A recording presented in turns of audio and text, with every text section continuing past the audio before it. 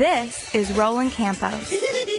After years of living in New York City, he's experienced it all. From burgers to bonbons, Roland has taken more than a bite out of the Big Apple. He comes to you today, ready to rate all of New York City's food. This is the Food Court. Welcome to Roland's Food Court, the second show we are having right now. We have a busy show today that I overbooked. Sam said I was a moron for overbooking it. But please call us at 866-969-1969, 866-969-1969 for your questions. Back on the Food Court, we have Carl Ruiz. Hello. From Blue Rock Consulting, a.k.a. The Cuban, and the owner of Maria's Italian Specialties. There you go. Recently on Triple D. Yeah. And then now we have Iron Chef Michael Simon here. Hello. Thank you. And Chef Sarma. that shot messed me I just up. want to skip it. I want to be like Oprah in the chair. And it's just like someone hit my brain. I'm like, yeah, Melangailis. It's a Latvian name. And we have Julia here from SiriusXM. She's here to make a cocktail. And pretty soon we're going to have on the phone Randy Gerber. He's going to call in to promote his... He's a good-looking dude. And he's calling in to promote his... Oh, there he is. George Clooney's Tequila. And we'll get him really quick. Is he on? Hello? Okay, now he's on. Oh, Randy? Yes. Oh, hi, Howard. Thank you for calling the Food Court Show. Sure. I'll lay the land out here. It's a busy show. We have Chef Michael Simon here. Right. Sarma Malang... Just skip it. Sarma. And we have Carl Ruiz. He's a consultant. Okay, cool. Yeah, I've been drinking your tequila, so my slurs are going to happen. Nice, it's very delicious. I love it. So, how do you and George decide to get tequila together? Well, we were spending a lot of time in Cabo, and we're hanging out at a couple of hotels, and the bartenders were always turning us on to different tequilas, and there was nothing really that great out there. So we decided, number one, to build a few houses for ourselves in Cabo, and number two, to do our own kind of a house tequila. So do people find it, they want to buy it because of Clooney? Or, I mean, I thought it's delicious either way of who made it, but it's like you and Clooney's been buddies forever. We've been buddies for a long time. But, no, we did it just because, we wanted one for ourselves. So the fact is we got it out there, but we made it for ourselves. And we've been drinking it for the past 5 years. We just decided to launch it after, all of our friends were asking us to send them bottles, and we were doing that over the years. And then finally, the distillery said, "Hey guys, we can't be sending you all these bottles as samples because you're ordering too many. So you got to figure this out." So George and I decided let's launch it. So we teamed up, with our buddy Mike Melvin and George and I, and we said, "Hey, we're drinking it, so let's turn everyone on to it." Yeah, it's called Casa Amigos, and it's CasaAmigosTequila.com. I love the commercial with you, Clooney, and your wife, Cindy Crawford. Yeah, thanks. It was pretty funny. That came about after a night of George and I polishing off a bottle of the Casamigos Reposado, and they should have just called it really good-looking people tequila. We're better looking than you are tequila. Perfect. Is it true George actually crushes the agave with his feet? Agaves? Yeah. Oh, we all do. We go out in the fields, we pick them, we crush them. Yeah, we're just. No, actually, we work with an amazing distillery. These guys really know what they're doing, and they pay so much attention to it, and it's been something they've been doing for hundreds of years, and so for us it was just important to team up with the right guys, the right distillery in Jalisco, and they created something that we really love. I mean, people seem to love it. We're getting huge ratings. We're getting 5 stars and A ratings, and so we were lucky. I mean, we could get it out there, but the true success is what's in the bottle, and people are coming back and ordering it, night after night. And as I said, the tequila aficionados have all given it like the highest rating. Yeah. Are you into rum now? The Caliche rum? Yeah, Caliche, I launched almost a year ago, and that's with the Seraye family out of Puerto Rico. And for me, once again, I just wanted an amazing rum, and so I did this ultra premium rum called Caliche, and this family's been in the business since the 1800s that I teamed up with. They sell 70% of the rum in Puerto Rico is all done by the Sorales family. So I teamed up with the right guys, and it's people are now switching from vodka to Caliche because you're drinking on the rocks, and the same with Casamigos was tequila. We wanted the smoothest, best tasting tequila you could have, and something that you didn't have to cover up with salt or a lime. I have a question for you. It seems like you're just mimicking Sammy Hagar. First you're not making some tequila, now you're making rum. Does Sam know about this? Sammy knows about it. He goes, hey man, I've had your tequila. It is off the charts. It's great. Congratulations. And then he said, by the way, and I'm doing a rum, so I'd love to talk to you about it. But Sammy doesn't have Stacy Keibler or Cindy Crawford. What the fuck, man? He's doing okay, though. Sammy's doing okay. If I want to come back in another life, I want to be you. Definitely. That's what I want to do. All the perks without the celebrity bullshit. You're the best guy in the world. And a restaurateur, you own whiskey bar. I was there in Vegas. I got wasted many times there and pissed my pants once there. I apologize. Your wife's good looking. Yeah, she's sure is.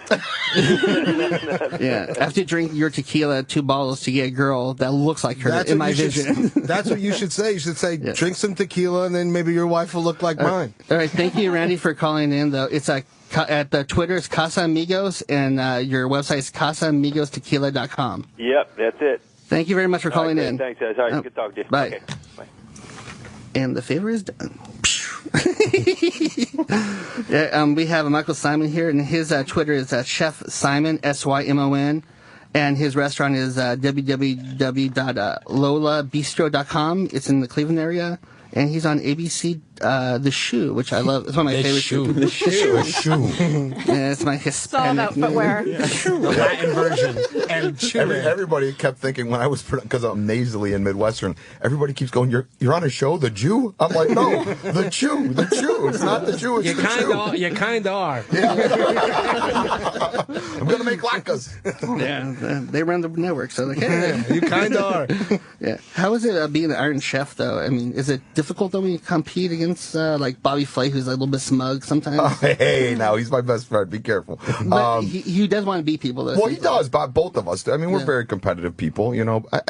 Bobby's a born and bred New Yorker, so he definitely has that New York attitude to him. But I mean, to me, it's always fun. I've been doing it for 6 years now, so I love the idea of competing. I love kicking the shit out of people. I think it's very fun. Like, your friends come on to beat you, you thump them, and then you get to make fun of them for the rest of their lives. So. Is it difficult, though, to come up with the recipes on the fly? Well, it's fast-paced. I think the biggest problem people have is the advantage that you have as an Iron Chef now. Like, I've done 34 battles, I think. So I'm like 31-3 or something like that. But the advantage that we have is I know the kitchen. So, as a chef, you go around, you know where everything is, so you can get to it quicker. When someone comes in to do Iron Chef, even if they have a basic plan in their head what they want to make, they stumble to find the pots and pans where certain spices are. So we get home court advantage, which helps a lot. Oh, nice. Yeah. We were talking recently about Yelpers with a lot of people. How do you guys feel about them? Because it seemed like a person goes to a restaurant now, eats in one meal, and they said, okay, I'm a foodie now, and I'm going to trash a restaurant for no reason. If the air's wrong, if the credit card machine doesn't work. I hate Yelp. I think it's the biggest bunch of bullshit. They should die in a fire. Does anybody in the restaurant business like Yelp? Anyone? I don't think so. No. I laugh. To me, it's like you judge your restaurant by if it's full or busy or not. And even critics, you're going to get. Food is subjective. So when people are spouting off what they feel is good service, I think it's hilarious. On the Chew, like every other week, we Mario and I read our bad reviews on Yelp, so like a very kind of like Fallon-esque. We read them very like with sexy candlelit music in the back. It's very funny, but to me, it's like a joke. It's like these are the people that if I always tell people, if you have a bad experience in my restaurant, tell me and I'll fix it. But don't not say anything to anybody and then run home and think you're a food critic. But that's not the same person. They're punks. Right. Like the person that complains on Yelp is the person you go up to the table, you're like, how's everything? Fine. And they get home and, they're like, I have 6 cats. My wife's 400 pounds. You're gonna get it, Michael Simon. Or they just never left their basement in the first place. You know what? I didn't make it to Comic-Con this year. You're gonna die. You're a dead man walking. You're a dead man. We had a. There was, I guess, this person on Yelp that bashed us like numerous times, and one of my managers became obsessed with them and kept finding their whatever, however you trace people online. I have no clue. He seems like a closet Yelper. And found out it was the restaurateur next door. Oh my God. Writing bad reviews about a restaurant. They shouldn't be allowed to be anonymous. I know. I had a restaurateur next to me call the health department and tell the health department he's way too busy to be doing everything the right way. Yeah, nice. Yeah, we have Imagine that. We have a call. Eddie from Chicago hates Yelp too. Eddie. Yeah, how you doing, guys? Doing all right. The thing about Yelp is you don't even have to have gone to the restaurant to Yelp about it. We had somebody complain at my restaurant that has never even been there. Right. Yeah, that's what's nice about like Open Table and stuff is at least they've had to go to write the review. Right. Yeah, if you want to call in again, it's 866-969-1969, 866-the damn tequila, 866-969. Damn you, Randy Gerber, perfect life guy. I know, 866-969-1969. Wow. Wow. We have a Sarma M here. Yeah. Was Bill Clinton recently visit your restaurant? Yeah, he was in a couple nights ago. Like in the restaurant's Food and Wine? Pure Food and Wine. Pure Food and Wine. Yeah. Did he make out with anybody? No, he didn't. No, not this time. No, he's been in. This is his 3rd time in. Last 2 times I was there, but this time I had stopped by with my dog like half hour before, and then I went home and I, very unlike me, didn't look at my phone, so I didn't see the text coming in that he was in because I live right nearby, and but he came in, had dinner, and had a good time. Was he with Hillary or no?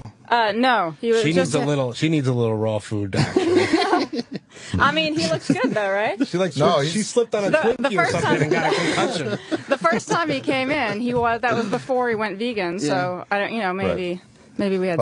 He's a lot healthier now than even as someone who. Well, he's rich now. I could never go vegan, but don't say never. Well, I never will. I eat tons of vegetables. I eat tons and tons of vegetables. I'll be clear about that. Yeah, I eat tons of vegetables. I just need it next to a big. There's my. And his book is called Michael Simon Carnivore. We have vegan raw food, and my cookbook is called Carnivore. Now I feel like an asshole. I didn't bring my. I didn't bring my cookbook. As I look at you, I think you'd be delicious, right?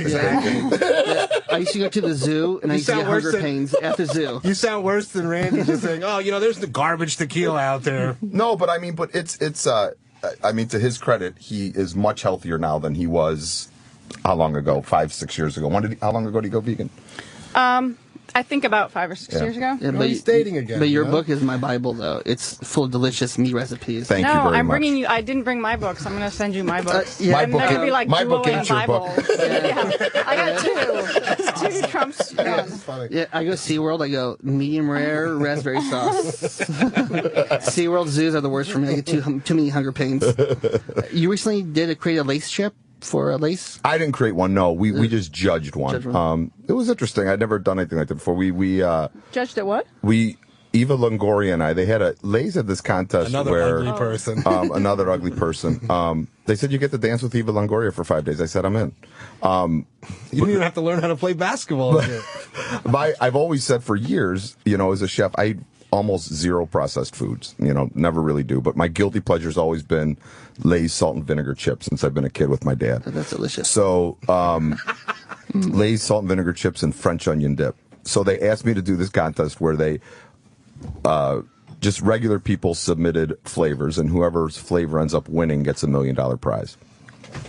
Wow. Yeah, it's a good contest. Which flavor won? But no one has won yet. There's 3 finalists. It's sriracha, chicken and waffles, and garlic bread with cheese. Ooh. Which one do you want to win? Salt and vinegar. Because it works with other food. How's a chicken and waffle thing going to work with any other food? Well, I don't know. I just think it's interesting that people. As a chef, I think it's always interesting flavor combinations that people think work. Yeah. So as you're reading all these things, that people are submitting and stuff like that. It's always interesting to think what people think tastes good and what actually tastes good. Yeah, and I was looking at your OneLuckyDuck.com, Sarma, about it's like full of organic and vegetarian foods that you can order even for your pets. Yeah, the website has our packaged snacks and cookies and snacks and things that we make under the One Lucky Duck brand. It's all raw, vegan, and organic, and also happens to be gluten-free. And then we sell other products as well. We sell really clean skincare and stuff for your house and apparel, and then a growing section of stuff for your pets because I'm a dog person now. You used to work for Bain Consulting or Bain Capital? Bain You work Capital for Mitt Romney? I did work for Mitt Romney. Awesome. Yeah, That's awesome. It's funny because people are very snotty about like, no, I didn't work for consulting. I worked for Bain Capital. It's different. But yeah, I did. I worked for Mitt Romney. So that's cool. Your father went to MIT. He was a physicist. He worked at MIT for years. No brains in your family, huh? My mother was a chef. There you go. Studied Should have with, brought my taxes in today. right? No, she studied with Madeline Kamen. I don't know. I know Madeline very well. Yeah. Okay. Yeah, she was sort of trained in classical French cooking, and then I went to FCI and learned how to make stocks and got really good at butchering and all that. And then a couple of years later, just flipped and went mostly vegan raw. Those culinary schools, I mean, I went to a culinary school. I went to FCI the other day, and we were doing, we helped the senior students pass their exam, and we judged their food and stuff.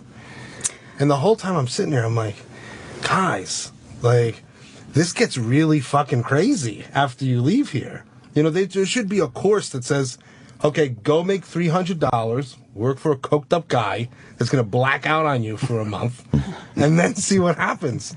Like, there's such a jump from like food, from the food schools to. Well, I think a lot. I mean, I'm old, so I mean, when I went to culinary school, it was much different than it is now. There were two of them, and there was no Food Network, Celebrity Chef, Nothing. any of that stuff. Like, I mean, there was Jacques and there was Julia and Madeline, but there were few.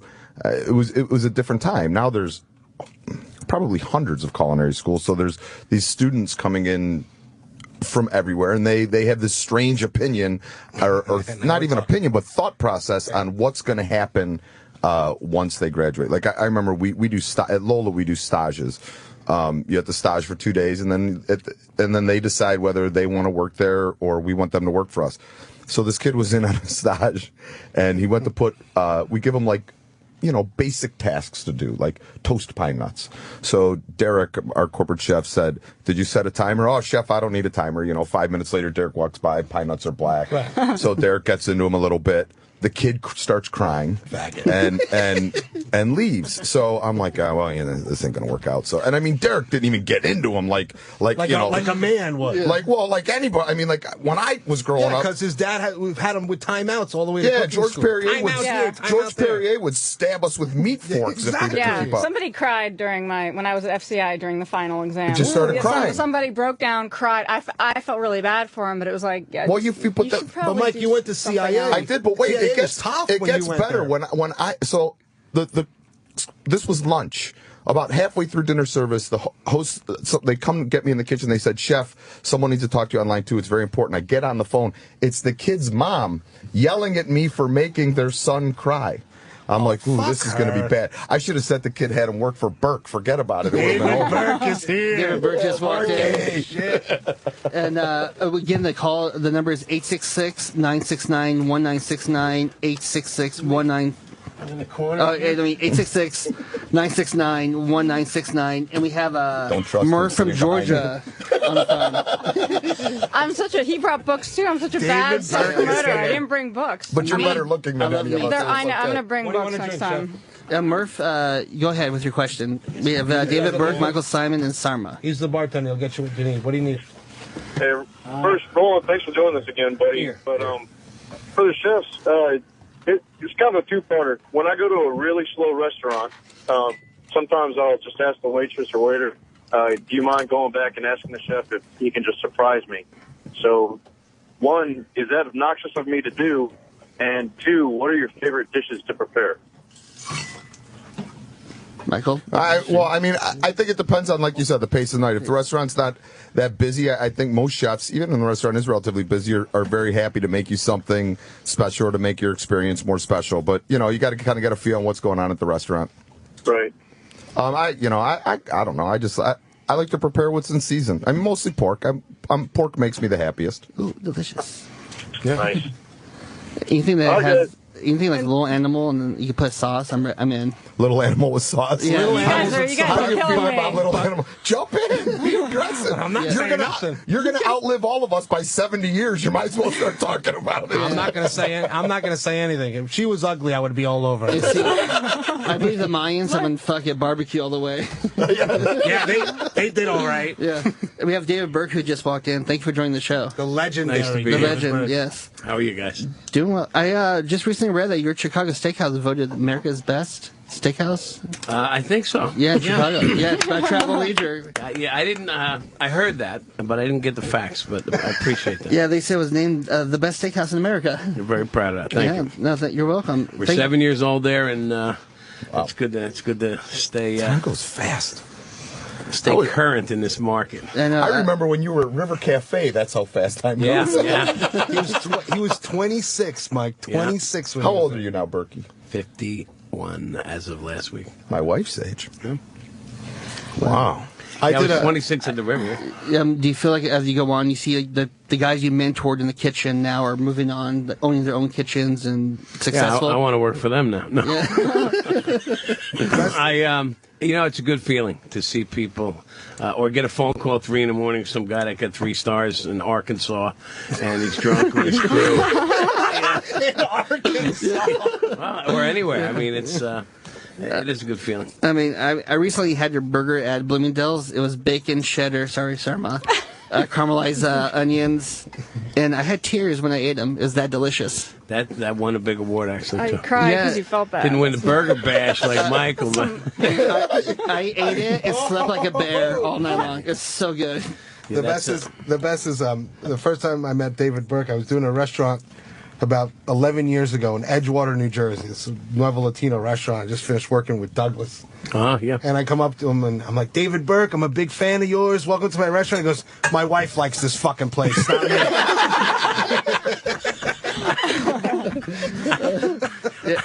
First of all, it was a girlfriend. It wasn't a wife. Whatever. I liked it too. What happened was every time I went there, he ran out of pig. He had a suckling pig. I went there for it 3 times, and it was always out of it. So I was a little out of his mind, mad as hell. Fuck out of here, little fat new chef. I'll stab you in the eye. But little Jersey boy. People don't realize that chefs do drink while they cook. Though. I mean, it's part of the tradition. Well, you have to because people are assholes. Opening a real restaurant is crazy. Yeah. It's crazy. The pressure. The best is when I hear like people like, oh, I only do a restaurant that's perfect and organic and this and that. Meanwhile, the investor that put the money in sells Malaysian babies. It's a stressful thing, my rule is different. I drank when I cooked until I owned my own restaurant. Then I quit drinking while I was cooking. That's a good rule. Yeah. We have a Rick from Charlotte asking a question. You guys a question. Hey guys, first off, enjoying the show. I had a question about tipping, but before I get into that, the Lay's contest. I have a friend that works at Lay's, and I don't know whether this was a chip that maybe wasn't one of the finalists. It's not one of those 3, but she hooked me up yesterday. You're boring us, Rick. Let's See you later, Ricky Bobby. Let's go to Pat in Pennsylvania. Right. Adios, Rick. Who cares about your fucking potatoes? I have a friend who eats shit. Dude, sell your cat, buy a dog. Yeah, just go in the driveway and smack your head against the car. But Pat in Pennsylvania, I hope your question's better. All right, I'm going to try. I just got like a tidbit, a story. I just want you to answer my question. Oh, Lord Almighty. John in Pennsylvania will try him better. Hey, guys, I live in Florida, and we think we got the best seafood there. Where do you guys think the best seafood comes from, around the United States? What coast or where? Nowhere. Stop eating seafood. It's not. It's sea life. On that note, seafood. Seafood. Each ocean has its own thing, buddy. This isn't Walmart. It's not what best aisle things are on. You know, it's every place has its own thing. Pacific Ocean, Atlantic Ocean. You know, whatever other oceans. Well, I think a lot of it's and it's also whose hands it's cooked in is often just as important. I wish SeaWorld opened a restaurant, like a seafood restaurant. They have the product and get the sauces there. Sorry, Sarma. Sarma's in a nightmares all night. They stuck me in this room with these 4 meat-eating vultures. You can tell me to fuck off anytime.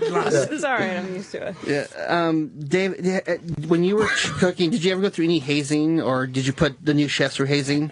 Oh, yeah. Ooh, what kind of, if you tell a good story.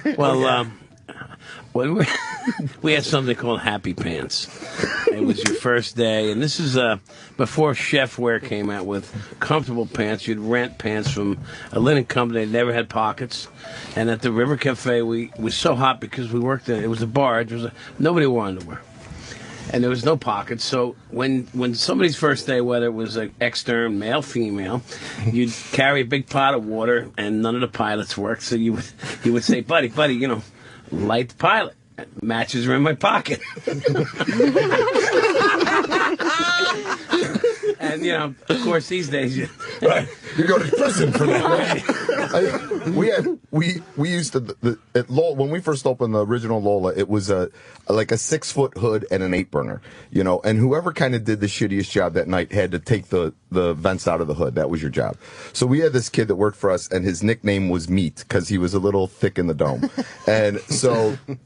It had nothing to do with his diet. Okay. So most nights he would have to take the filters out because he did something stupid throughout the evening. So he's up there and he's like swishing back and forth. I go, what is wrong with you? He goes, man, chef, I'm so chafed, man. I got monkey butt so bad.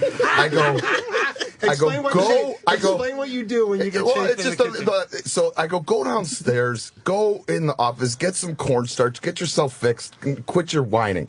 So he comes back up, and he goes back up to the vents. He's like, man, I feel great, chef. I feel so good. And all of a sudden, he starts moving really weird. And I go, what's wrong? He goes, does cornstarch get sticky? And I said, the little yellow box? He goes, no, the 5-gallon bucket. I'm like, that was powdered sugar. So all of our, you know, we have a very mixed staff, let's just put it that way, at the restaurant. So they just dove right in. Come here, sweet meat. You are looking fantastic. It was over. It was over. Yeah. We have a Lady Trucker on the phone. Lady Trucker? Oh. Yes, man, that was a sweet story there, Chef. I'm curious, do you guys prepare any food with peanut butter? Yeah. I was going to bring an hors d'oeuvre here that was homemade peanut butter, made with jalapenos, stuffed inside a date and wrapped in bacon. Oh, wow. But I did bring some snacks, but I didn't bring that because I couldn't get downtown. But we use peanut butter in pastry mainly, but sometimes in savory. Yeah, I read that you do like beer, like Samuel Adams Alpine Spring Donut ice cream sliders. Correct. I dreamed about those. How delicious are those? Are they Krispy Kreme donuts? Well, these are better than Krispy Kreme. Oh, wow. Yeah, these go. And where is Krispy Kreme these days? In jail. Yeah. At the commissary. Donuts can be. And matter of fact, I ate a Fluffernutter donut at David Burke Kitchen 2 nights ago, which I thought was that sounds delicious. Insane. That does. How do you feel about Fluffernutter donuts? I've never had one. You know, my uncle was on the team at Kraft that created Fluffernutter. Oh, wow. Outside of Chicago, which has nothing to do with my being in the restaurant business. But what does it say when you think Kraft, C-R-A-F-T? That was what first popped in my head. And I went, what? They created? Oh, you thought no. you were thinking Tom Colicchio? Yeah, exactly. I'm like, what? They created? No. Fluffernutter? No. I read that you did a fish story about you did a prank on the fish. It was like a fish eye. Oh, fish eyes, yeah. That was another hazing. Oh, no. This was a big one. We would take the eyeballs out of the fish and put it in somebody's orange juice. And as you're sucking down the orange juice and shaking, it's an eye-to-eye kind of thing. That would actually get somebody to quit. And that made big guys cry. Tile fish eyes are pretty nasty. We used to put Visine in the drinks of the managers that wouldn't bring us booze in the kitchen. Yeah. That's just good. Watch them shit their pants. That was the best. Or the one bartender that would come. The one bartender that would come and eat everything off the line. We would take the grizzle off of steaks and make them look like steaks and leave them there. Just watch them chew on fat for an hour. That was my favorite. That's fun. We got the number is 866-969-1969. We have Willis in Indiana to ask you guys a question. Yeah, my fiance wants to cook me a nice meal tonight, and she's got one of those deep pots that has no Teflon coating. She's always had a problem of cooking meat in there and having it stick to the bottom. Just go to Olive Garden, dude. You're good. Oh, You got breadsticks, crazy. They got a fried pepperoni lasagna, bang it out. Read the review. There's some old lady did it. She is a crafter also, and she has like some thick gauge wire on the spool, and she was thinking of making some kind of little thing to put on the bottom of the pot, then put the meat in and the water, whatever she's No. Is that she's cooking a steak? Tell her to get. I think it's a pot roaster. Chef, don't even get into this Vietnam right now, Chef. Tell her when she get the pan hot first, then put in the fat, then get the fat hot. And when that all happens, make sure the meat is dry and seasoned, put it in the pan, and then leave it alone for like 4 or 5 minutes. And when it's caramelized, it'll just release itself from the pan. Okay, Just wonderful. had a seizure. Thank you very much. Get the fat hot. And if not, just have some shaved No, raw I vegetables. could have given him the same advice, even though I don't do that anymore. Right, but- We have a big baby in Alabama. Oh, gosh. Oy. Yes, sir. Oh, hello. Hello. How's it going, Chef? Hey, Roland, what's happening, my friend? How are you? I wanted to ask the chef, what is his favorite? Which chef? There's 9 chefs in here. We have Chef Michael Simon, Sarma, Carl, and the chef David Burke. The one that said he likes pork. Simon? He likes cooking pork, preparing Michael pork or whatever. Simon. What is his favorite pork dish? Barbecue. You should buy his book, Carnivore, too. I mean, I love a good smoked pork butt. Absolutely. Long smoked. We make a thing we call Cleveland barbecue sauce, which is stadium mustard, which is a brown mustard with vinegar and chilies. Real simple. I guess Erock would love that with his fat ass. It's one of our producers. He's become Slabo. Oh, there you go. Yeah, he's out there somewhere. JR in Atlanta. Is it ever appropriate to tip 0 on a meal? Yes. I've never done it in my life until last week. Yes. No. Okay. Should I? You guys talked earlier. Should I have brought that to the attention of somebody? Because I didn't talk to anybody. I just left 0. I've never done it, and she was awful. It was. And should I have said something to somebody? Absolutely. For sure. You should have approached a manager. Did you yelp it, or you motherfucker? Did you yelp? You should have approached a manager or the owner and got them involved right away. Right away. And most places pool. Yeah. Yeah, except I screwed some other people. She didn't offer to top anything. Yeah, and I certainly didn't want to screw the other people, so that wasn't my intention, so I should have done that. Thank you, Oklahoma Bomber. Speaking of bad service, we have Julia here. She's our local. She's our bartender here for the night. I know. I was supposed to be working, but I've just been standing here listening. Yeah, Julia actually created a drink for today's show. If you want to, I did, but I've been the only one drinking it. Sorry. No, I've been drinking it. Yeah, it's. I decided since we have actually quality tequila, which normally I don't drink of. It's. I just mixed Cholula, which is always delicious because I like spicier tequila drinks. So mixed Cholula, lime juice, a little bit of Saint Germain, and a lot of tequila, and it's delish. Don't pass them around. Maybe. We'll try some of those. Oh yeah, I'll make a couple of drinks. Oh, thank you. Ooh. Here's some food. It's got snacks coming around. Yeah, I bring gifts. Nice, Burke. And the beer we're drinking is from Heartland Brewery. Awesome guys. Yeah, Heartland Brewery came by and gave us snacks and a drink. And what are you guys' favorite food spots in New York? Like a go-to food spot? Yeah. What kind of food? Any food, like your go-to food. Like if you're just craving something, Mine's Barbudo. Barbudo? Waxman's place. Nice roast chicken, some gnocchi, good shaved raw vegetable salad. Oh, I think everybody likes simple food. Everybody assumes I'm going to go to vegan places, and I tend not to. But I like places that have enough things on the menu that I would feel comfortable ordering. Like I like Goat Town. They make very simple food. It's all in that farm to table, and they have enough things on the menu that don't have meat and fish. So. Oh, nice. Sarma, I must say, your restaurant, I ate there once. I thought it was fantastic. Just once? I recommended it 600 times Oh, to thank you. annoying like vegetarian people. Nice. And they've all come back and loved it. You know, they're like, where do I go when I have 900 allergies and I'm not... Go to Pure Food and Wine. Nice. And it's the only restaurant that's never kicked back to me. Everyone's like, oh, it was great. Good job. You know what you're doing. For you to do what you're doing is unbelievable. Nothing over Thank 116 degrees? Yeah, roughly 118. What the fuck? Everything I do is over 250 degrees. Yeah, I mean it's a Imagine that, totally different environment. There's no stoves, there's no ovens, so Like that that's I whole wouldn't even know what pressure- to do. Like say I went back there, like say I brought a bunch of girls and I was single. Right. Sorry, Marie. Say I was single and I brought some girls back to your restaurant. I couldn't even make them free food. I wouldn't know. They'd all be eating cucumbers, which actually wouldn't be bad. Yeah, there's a lot more prep involved. There's a lot of complicated handwork, prep right? involved. But at the same time, it makes it easier, when it's time for service. It's a lot different when things don't have to be at the perfect temperature and all So how do coming out you at put the same things time. together? I'm so curious. Like, do you have a table with apps ready? No, everything's made to, everything's sort of made to order, like put together. Some things are kept warm in dehydrators, but there's no ovens or stoves. And obviously, a lot of things are either room temperature or warm, so it's not like the end of the world if it's sitting there for a Can minute. you assemble a dish and then put a vinaigrette on it and then? Yeah, everything's all done to order, but it's very different. You're not trying to cook a piece of salmon to medium rare and then also do a risotto and a steak all for the same table and have to get it at the right temperature and then it has to stay hot and all go out at the same time.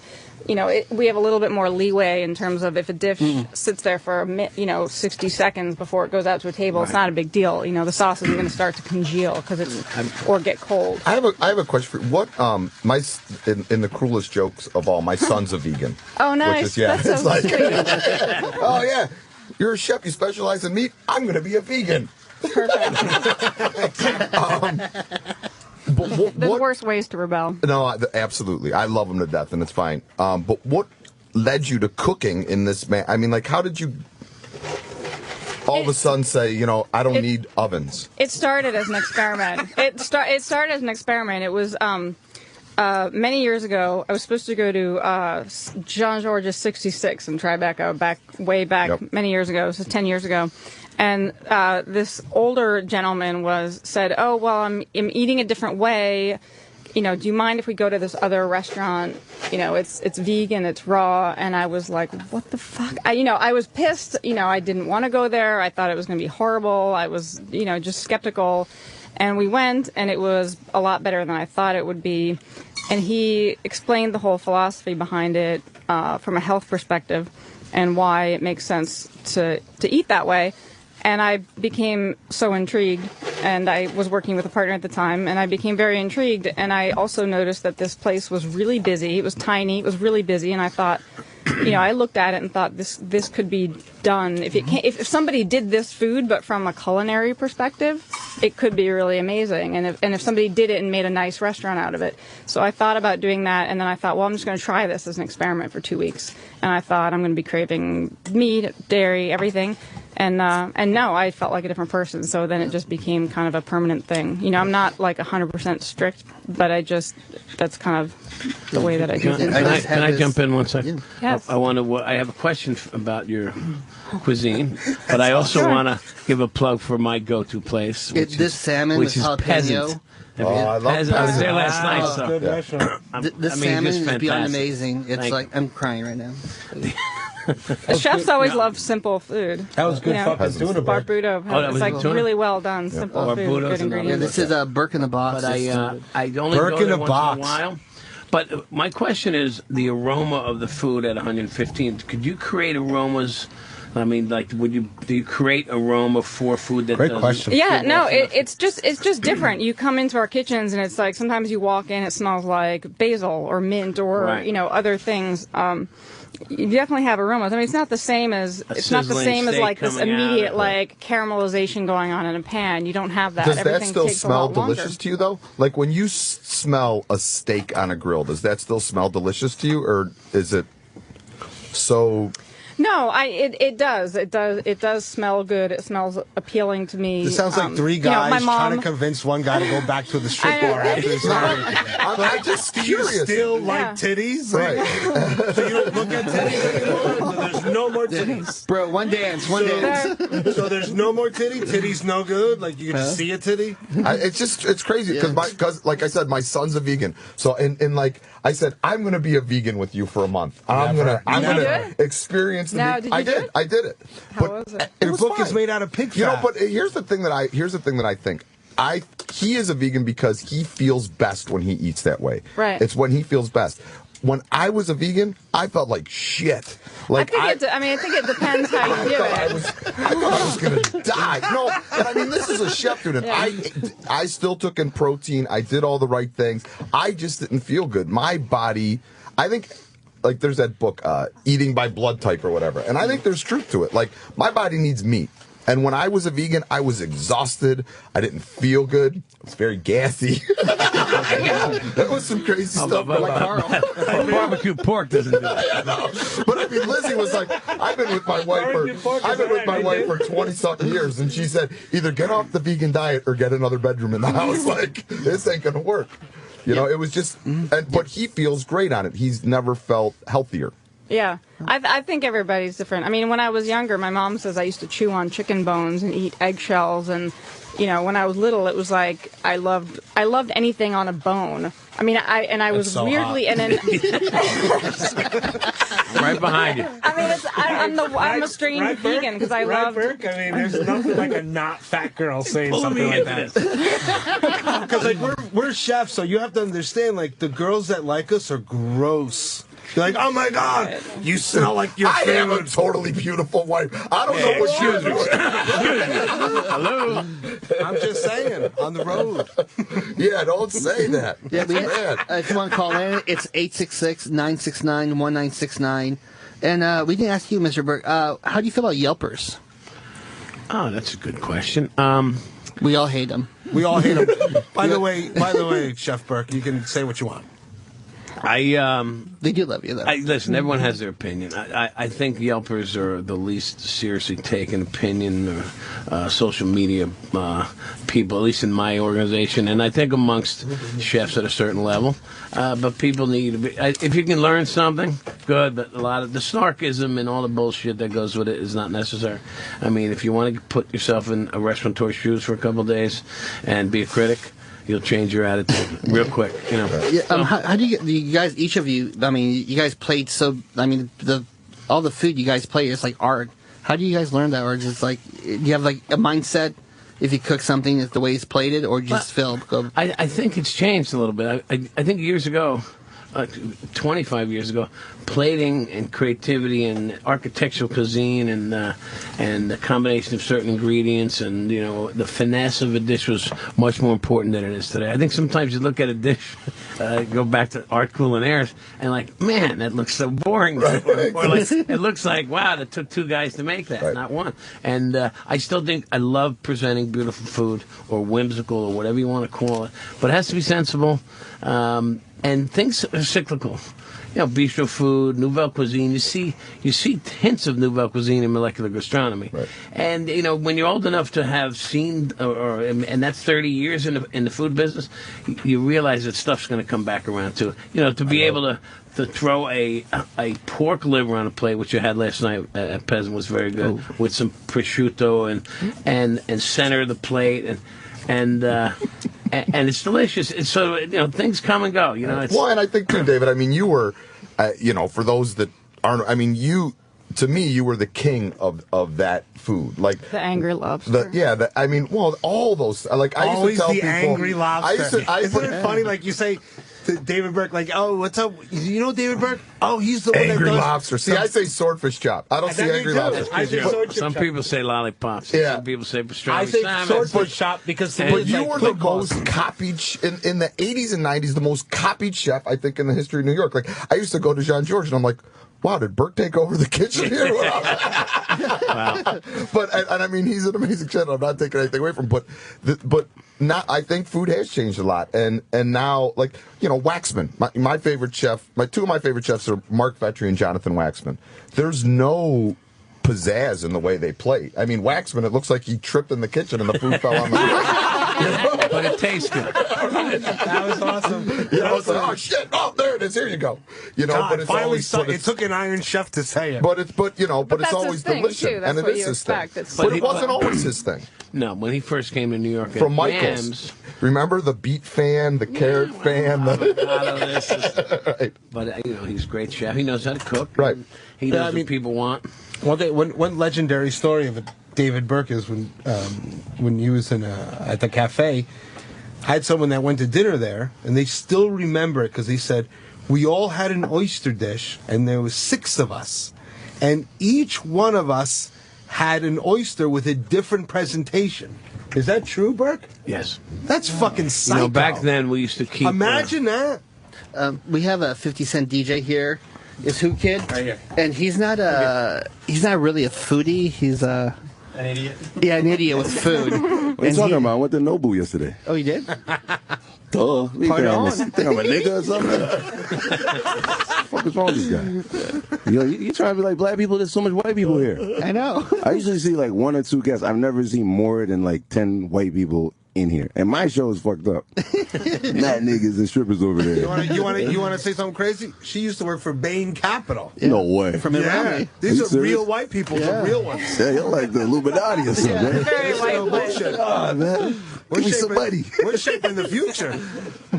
No, I had a great day. Today's B.I.G.'s RIP because he died on March 9th. So I did everybody called, like everybody that dealt with him or whatever. So, and I see you guys eating food. Like, we don't even have that next door. No? We got extra. We have extra. We have David The Burke. providing wine. We got delicious food. Ciroc in there. David Burke and Diddy, you owe me. that's a bad. Opie told me you're surviving. You're not going to get fired. So you're good. No, not yet. Okay.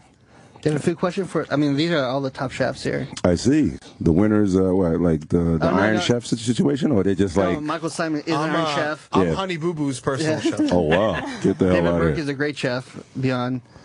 So, what's your favorite fried chicken then? Oh my God! Put a fucking cape on. Racistly, What the fuck is that, Roland? We're friends. Yeah, he's my nigga. Yo, It don't matter.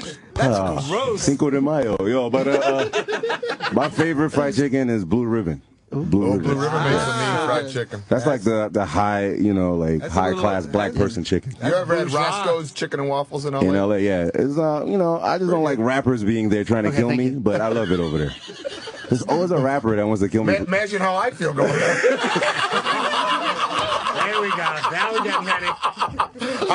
I brought my wife there once. She goes, what's going on? Yeah, it's like, man, niggas in here. The game is in here. Yeah, I walk in, I'm like, oh, God, please let one people recognize me. Please, God, let one person recognize me. But you know what's crazy? My wife, like back in the days, Matsuhisa used to cook for her family. Because my wife's father is like an ex-oil guy. So Matsuhisa, who is a partner in Nobu, he works at the, not the Nobu here, but the Matsuhisa is the first you restaurant. made money. You don't even have to be good at this radio shit. Nah, my wife is cheap, man. Cheap bitch. No, She's Japanese, so. He travels the world with 50. He's like the Will Smith of DJs. He is. I'm just not gay, you know what I'm saying? We're going to go to another call. It's Harvey in Chicago. We're live? Shit. I don't know. Harvey, you may speak. Or not. Or Harvey in Chicago or Harvey in Buffalo? Yo, well, you tell us, motherfucker. You guys are gangster, yo. Harvey in Buffalo, so I guess it's me. Oh, God. So anyway, my question, I agree with Yelp steaks. I travel a lot, and I'm always trying to find an interesting restaurant, whatever city I go to. Sometimes I use TripAdvisor. Sometimes I talk to hotel staff. But that's hit or miss. I'd love to hear from any of you guys. Like, how do you seek out really interesting places when you travel? I mean, I think a lot of us just have a network of chefs, but I think Zagat still is a pretty good guide, and I think Open Table is a pretty good guide. I agree. I think Open Table is the new Zagat. I mean, because people also, they have to make the review they have to be there to do the review. So I agree. Don't go to Yelp because it's a bunch of cat-owning piece assholes. of shit. They're dick in the ass people. You know what? But we were just told. I mean, we could go an extra hour. Or you can call David Burke, and David Burke will tell you, and also tell you, don't ever go into his pants and get matches to light a pilot, because you're going to have a handful of veiny. They told me we could go. They told me we could go an extra hour if you guys. We could break. Yeah, and let's then take a come break. back. If you guys want to do an extra hour, it's up to you guys. I'm cool. Come on, Simon, stick around. Party. I'll stay for a little bit. Yeah, I'll be here for a little bit. That's awesome. I can do a half. Okay, half. That's perfect. We'll do a half. Well, good, because you are 45 minutes late. We'll take a break right now. You're listening to Roland's Food Court. 866-969-1969. We'll be right back. The Opie Anthony Channel on Sirius XM. After 9 years on Sirius XM NFL Radio, Adam Shine is heading to Mad Dog Radio.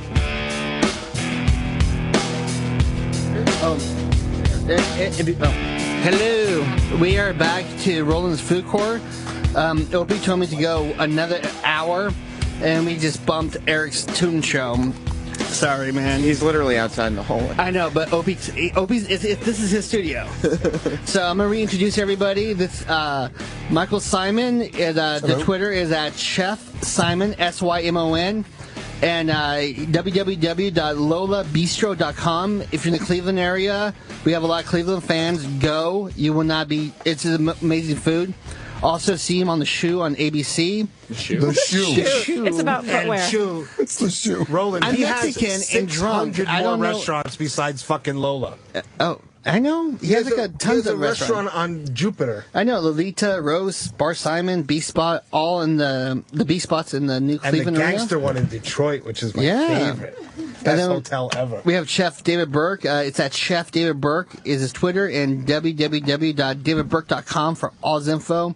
And we have Sarah Milling. Sarma. Sarma. No, and then skip the last name. Sarma. Her Twitter is at Sarma, Sarma. Go to oneluckyduck.com. And also Pure Food and Wine. You can see where she's at. She's at 54 Irving Place, her restaurant. And her book, Living Raw Food, is to pick that up. And we are back, and we have Who Kid here. DJ Who Kid from 50 Cent, right? What up? What's up?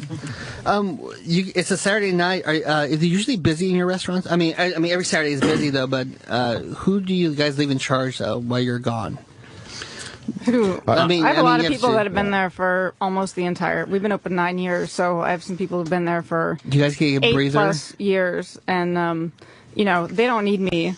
If I go there tonight, I'll go there, but I'm probably more in the way than anything. I'll get in their way. They take care of everything. And my dad owns restaurants, and he owns a restaurant in Arizona, and he's always there 24/7. It feels like it's like a marriage. Well, it's like, dude, you start trusting. Like we have about 1,000 employees now. Wow! But our corporate chef's been with me 17 years. The number 2 guy in our company in the kitchen's been with us 14 years. So I'm still part of all the creative process with them, and I'm in the restaurants all the time. But I go on the line, they're like, "Chef, get off, get out of my way." Chef Simon, are you ever worried that they're going to leave and fuck you and go do something else? No, I mean, we've had people leave. Most people that have left have opened their own places, and to be honest, I've helped them financially open their own places. That's very gangster style. But I want to get to the bottom of that. Yeah. But at the end of the day, I always feel like here's what I always tell my main guys: we take very good care of them.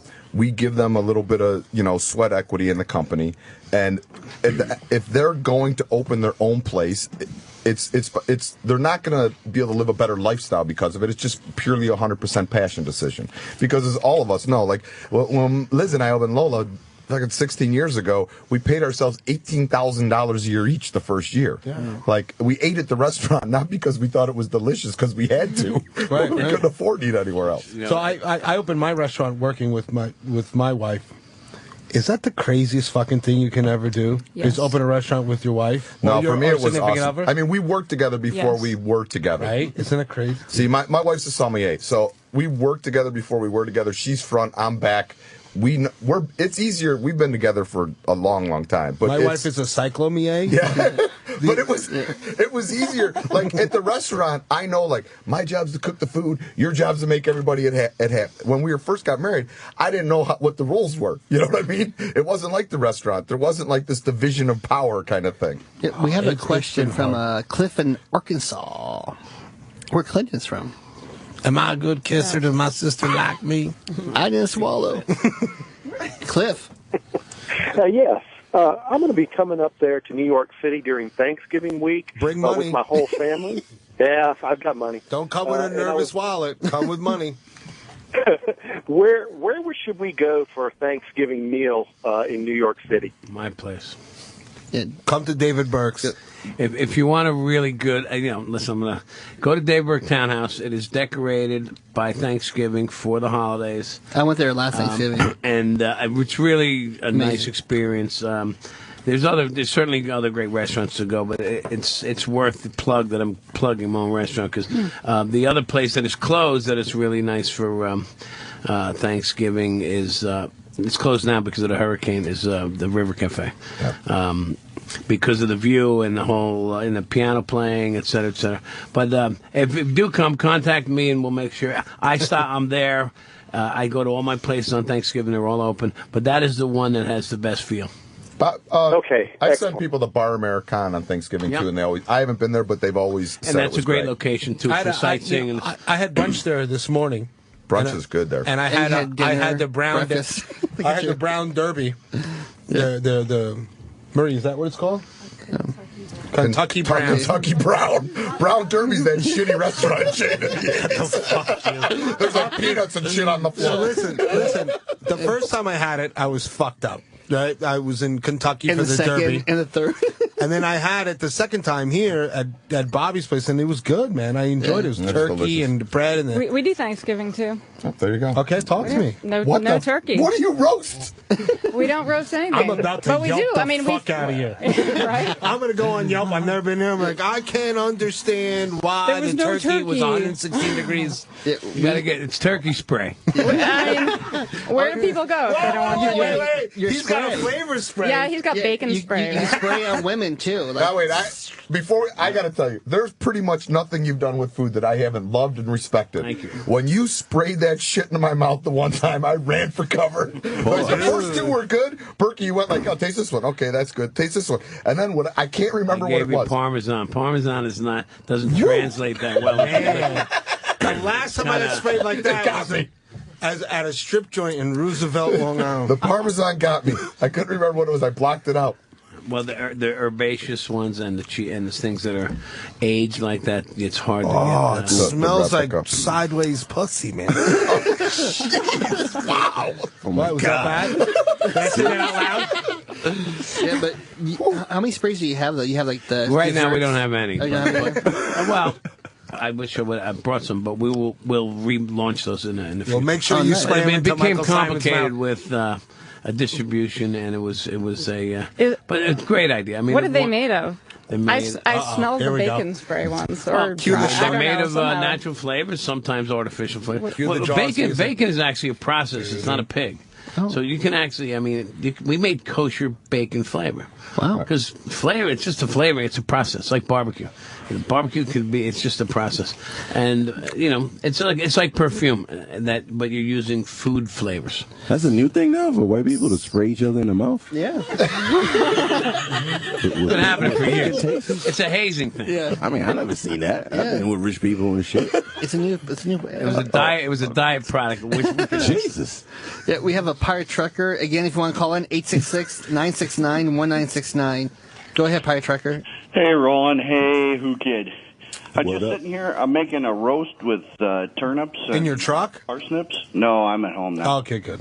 And I just turned on the radio, and the show's going awesome, Roland. Great job. Thank you. Booze. Hello. Spicy. Moisture. That's it. Just that's it. Keep going. Thank you. Thank you. We have David in Rhode Island. Go ahead, David. Yeah. Hi, guys. I guess this question's more for Chef Simon and Burke. How do you guys feel about the current push away from factory farming towards like more sustainable meat production, like pastured pork and poultry? I'm thrilled with it. I'm thrilled with it, and I hope that government actually gets behind it more, gets behind the small guy more, and away from some of the factory farming stuff. I mean, that's just my opinion. For it to go bigger and global, it needs to be more supported by our government. Yeah, and I agree. But once that happens, sir, don't start bitching. When chicken is $29 fucking dollars. No. It won't But be, it though. should be, because it won't be subsidized. No, yeah, exactly. But if Subsidized by who, though? But if the government Taxpayers. spent as much money supporting the small farms as they did some of the factory farm stuff, it wouldn't be nearly as expensive to get it out to a larger group of people. I think the key is the lack of waste. If they can save food from being wasted, then we're in good shape. Yeah, absolutely. But the small farmer versus the big farmer, if the shit's going to rot and people are going to be hungry, then it doesn't make no sense. Doesn't matter. But I'll tell you what, man, going to one of those fucking chicken farms when the chickens don't have beaks and they're walking around with one foot and all cramped in there, it'll make you never eat chicken. I'll be eating it pure every night. It's like South Jersey. I gotta tell you, I'm so starstruck listening to Burke. He can say something completely crazy, and I'll agree with him. And you'd be like, I think Casey Anthony would do the right thing. I'm like, okay, well, it's David Burke. I mean, he must know more than I do. Chef Burke, did you ever have to cook during like the blackout or during the fire? This is a great story. Well, during the blackout, the one in 2003, I was opening David Burke and Donatello. So I know it happened in August. It was a hot day. I was driving my car. I was 15 blocks away from which is David Burke Town last night. What kind of car? Did you have a 74 Mercedes. Trans Am? Oh, shit. Because that's what I picture. I picture Burke driving around in a T-top Trans Am. No. I had a gremlin as a kid, buddy. I saw one on a movie last night. I was freaked out. And you can tell the movie was shot in like the late 70s. I would love to see Burke in a Trans Am. I finally got to the front of my restaurant. It delayed us about a month. We had no food, but we put older people in my car because we had AC and information. But I cooked at the Food and Wine Festival in Miami 2 years ago, and I did a dinner in the dark. Everyone was blindfolded, and the waiters wore night goggles. Eyes wide shut. Sirius XM. The download. That's your board out, Roland. I think he made a boo-boo. He's also working in the dark. Roland and Erock. Yeah, we're back though. We're good. Anyway, I'll make this quick. Oh no, we're good. We're good. It's just a quick slip. So there's 120 people eating with blindfolds on in the dark, no cell phones, and to go back to the aroma factor, I tried to burn herbs so they could smell the rosemary in the lamb dish. I've been doing that for not years. realizing the smoke. Talking about. I put the smoke alarm off. So there's 120 people blindfolded, and they had to evacuate the building. And I'm trying to convince them, hey, everything's cool, man. It's just a small fire. Keep your blindfold on. You know what? I kept most of them in. I started doing some stand-up comedy, and talking about saving the world with corn and stuff. And we lost a deuce, but it's pretty interesting that pretty stupid to not think about the smoke in a hotel. I mean, it closed down. It closed down. Every restaurant and every room had to start evacuating. Wow. Good thing, and that's called the sous chef's responsibility because I sure wasn't taking the blame. We have a Phil in New Jersey with a question. Go ahead, Phil. Hey guys, how's it going? Hi. I just wanted to call up. First of all, Roland, you're doing a great job, brother. Sound great. Everyone sounds great. Who kid? What up? What up, kid? What up, nigga? Going on, brother? Trizzy 1 back in Paisley, baby. So it's all good. Mr. Burke, I just wanted to ask you, what's the best way to cook a tube steak? Oh, wow. Faggot. You know what? I wasn't doing it, guys. I'm sorry. The caller is the guy that's screaming. I would stick it straight in your ass, and I think you're good to go now. And that comes from an Iron Chef, you big fatso. I think you need a cleaver first. And your mother. Yeah, and your stupid wife. But anyways, Chris in Maryland, go ahead. Holy shit. Chris? This better not be a crab cake question, brother. No crab cake questions. I know how to do those. I'm a good Maryland boy. Well, my question is, I'm going to be in New York City next month on the Rube in the big city. Is there a couple of restaurants or places you guys could tell me to go that a Rube would fit into? Bowlmore Lanes. They have a lunch special. Hey, I wrote the menu there years ago. I know. Busting your balls, Burke. It's fantastic. You can bowl, everything, you get your free shoes, the whole thing. Well, we'll just go to Rick in Brooklyn. We'll pass this question. What's an average, like, nightmare customer? Like, they come to your restaurant. Is it a celebrity or is it a regular... You ever had a douchebag that's like too ridiculous? Oh, God. Too eccentric? Yeah. Well, no, I mean, I just think the biggest assholes are typically the ones that are the most insecure. It's just like regular life. Not the gay people. Just so the they gay come people in. are cool. No, we love the gay great. people. Oh, okay. That's a restaurant dream. We love the gay people. That's a restaurant's dream. Okay. Double income, no kids. Restaurant dream. That's awesome. Drink good wine. That's crazy. Yeah, unbelievable. So, I'll have this Chablis. But it's people that come in. They want to impress whoever they're with, so they start talking shit. My best story though in the restaurant wasn't a guy that was an asshole, but it was hilarious. Comes in New Year's Eve, it's a set menu, so it was, I can't remember what it was. It was like $120 a person kind of thing. So he orders. It said $120 a person for food. Wine is additional. Yeah, I can't remember how it was worded. So he goes on into our wine list and he orders, throughout the course of the evening, 3 $600 bottles of wine. And then, so I'm like, shit, this guy's the best customer of all time. Oh, yeah, baller. So then he gets the check and it's for $2,000. And he goes, I thought it was $120 a person. I go, what do you think? You just come in, you can order as much expensive shit as you want, and it still costs about $20 a person. What a loser. You serious? What did he pay? What happened? I charged him. Did he pay? Did he pay? Yeah, he paid. He still works. He still works for Michael. You just, look at Berkey still thinks I'm from Cincinnati, but in Cincinnati you could get away with that shit. You try to walk on your check in Cleveland, I'm taking off pieces of your body. Let me ask. I got a question. I got a question for Berkey. Burke, you've been around before the internet, before the bullshit, before people like celebrities had to be nice. I think before phones and television. That's fucked up. That's fucked up, Simon. That's fucked up. Don't be a hater. I've been around before remote control. Okay, let's say that. Don't be a hater. That motherfucker's got a restaurant in Bloomingdale's. So you've been around before that. What's the most fucked up pre-internet Yelp TMZ celebrity story you have? I'm going to tell you a story, but I'm not going to mention the celebrity. That's okay. That's classic. We'll figure This is it a out. hot, beautiful woman that's pregnant. Before she comes Taylor in, Dane. This is about 9 years ago. She walks into my restaurant. We don't allow jeans. At this point, only in the bar and the mezzanine area. The dining room is, in the mezzanine area. And the guy comes in and he has jeans on. So we don't. Him and his wife. And he's obnoxious. First of all, he abuses my hostess, who's like 19. All right, so which is the worst. Is this customer. the first time Bobby Brown and Whitney Houston? I'll get to it quickly. We put him in the mezzanine area. There's no seats in the back. This woman walks in with jeans. She's got a pashmina wrapped around her. She's with her date. And we have an open seat downstairs. Not because she's a celeb, but she's got jeans on. She's probably 3 months before she's showing, right? Wow. He's walking. She has to walk by. She has to walk by this guy. He gets up, and he's like, what the fuck? It's my prerogative. She can walk in with jeans, but I can't walk in. She takes her jeans off right in front of him.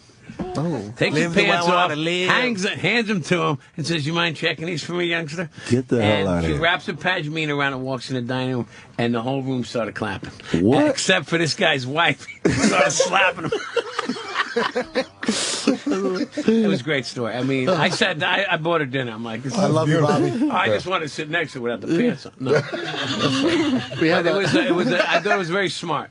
We have a call, Rick from Brooklyn. Go ahead, Rick. Great show, Roland. Thank you. Hey, I just wanted to ask the chefs. It's like a two-parter. First one is, what is your comfort foods, other than what you make at your own restaurant? What is it that you actually like to have? And the second one is, it's pretty much for like Chef David, I guess. Is there a restaurant that you go to in New York City that nobody knows who you are? You just walk in, you sit down, and you really like that restaurant? Chipotle. First part, you know what? I got to say, my comfort food is an Italian hero. Yeah. Mine's my mom's lasagna. Yeah, it's just, I'll have that when I'm sick, even though you shouldn't be eating sandwiches. But, I mean, that's... Nothing says fix your cold like hot peppers and salami. Hey, it works for me.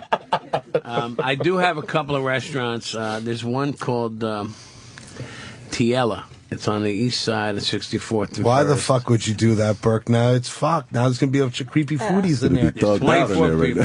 Like 24 Trekkies. seats. Like well, I Trekkies. went in there about 6 times and finally I got nailed by another customer. And what? And she Then he came back the 7th time. In a wetsuit. Pants okay, down. Was that the Pashmina girl?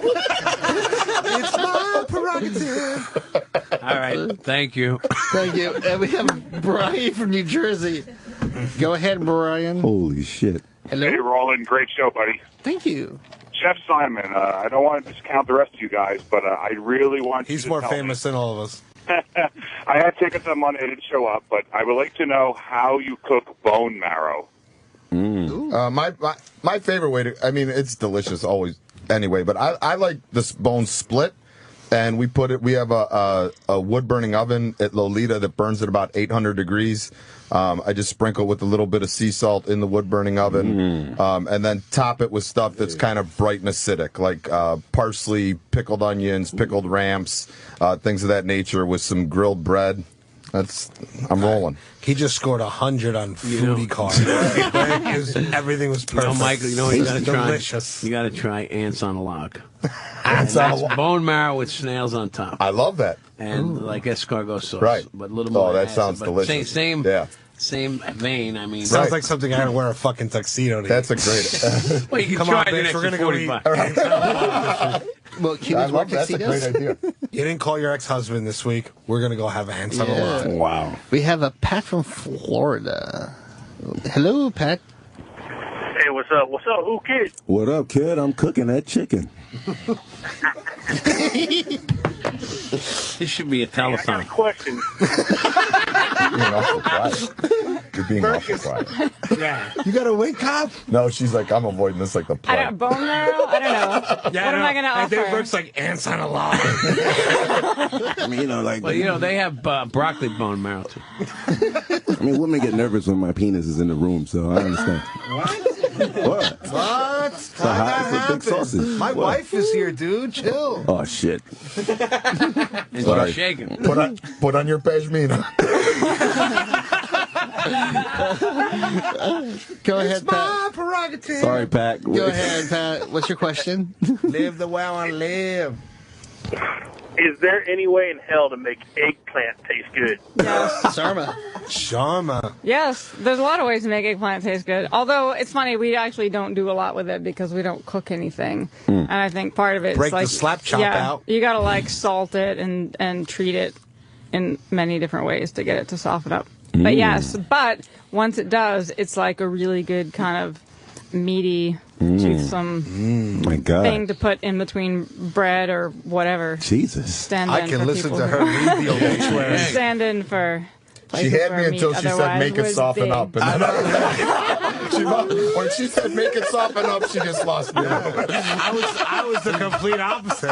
I was like a 4-year-old dreaming about saving her from a burning building at this point. I'm still hard from bone marrow, but Mike from Phoenix, go ahead.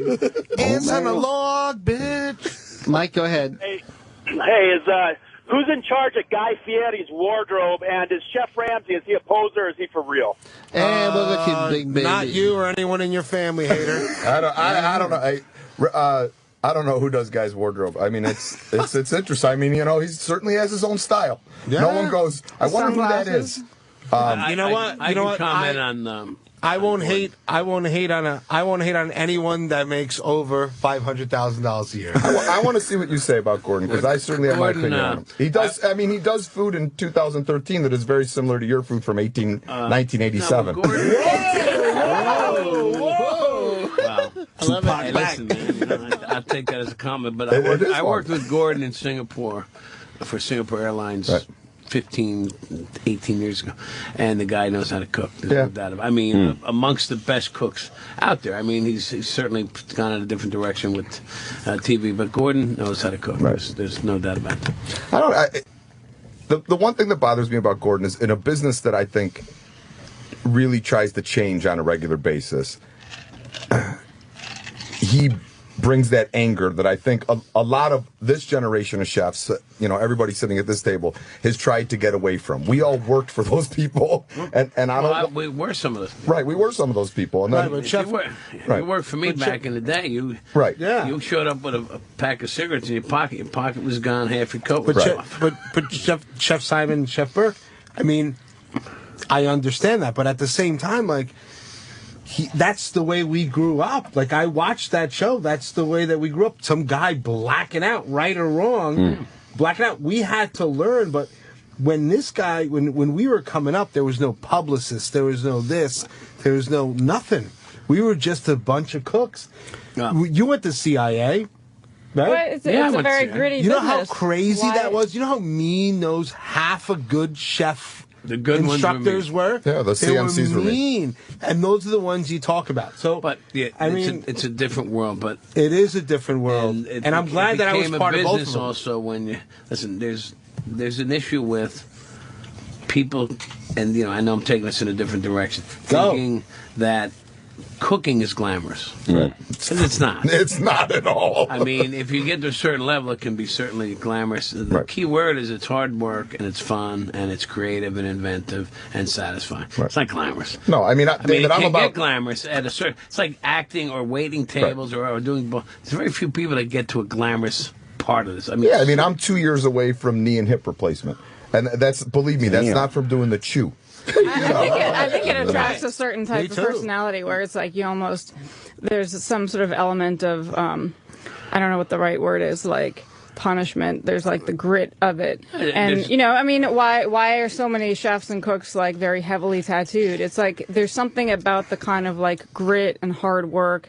And not in my kitchen, but in others, sort of like the fire and the heat. Yeah, but a lot of these new chefs get tattoos before they get the stripes in the kitchen. Yeah, I think it's totally different now.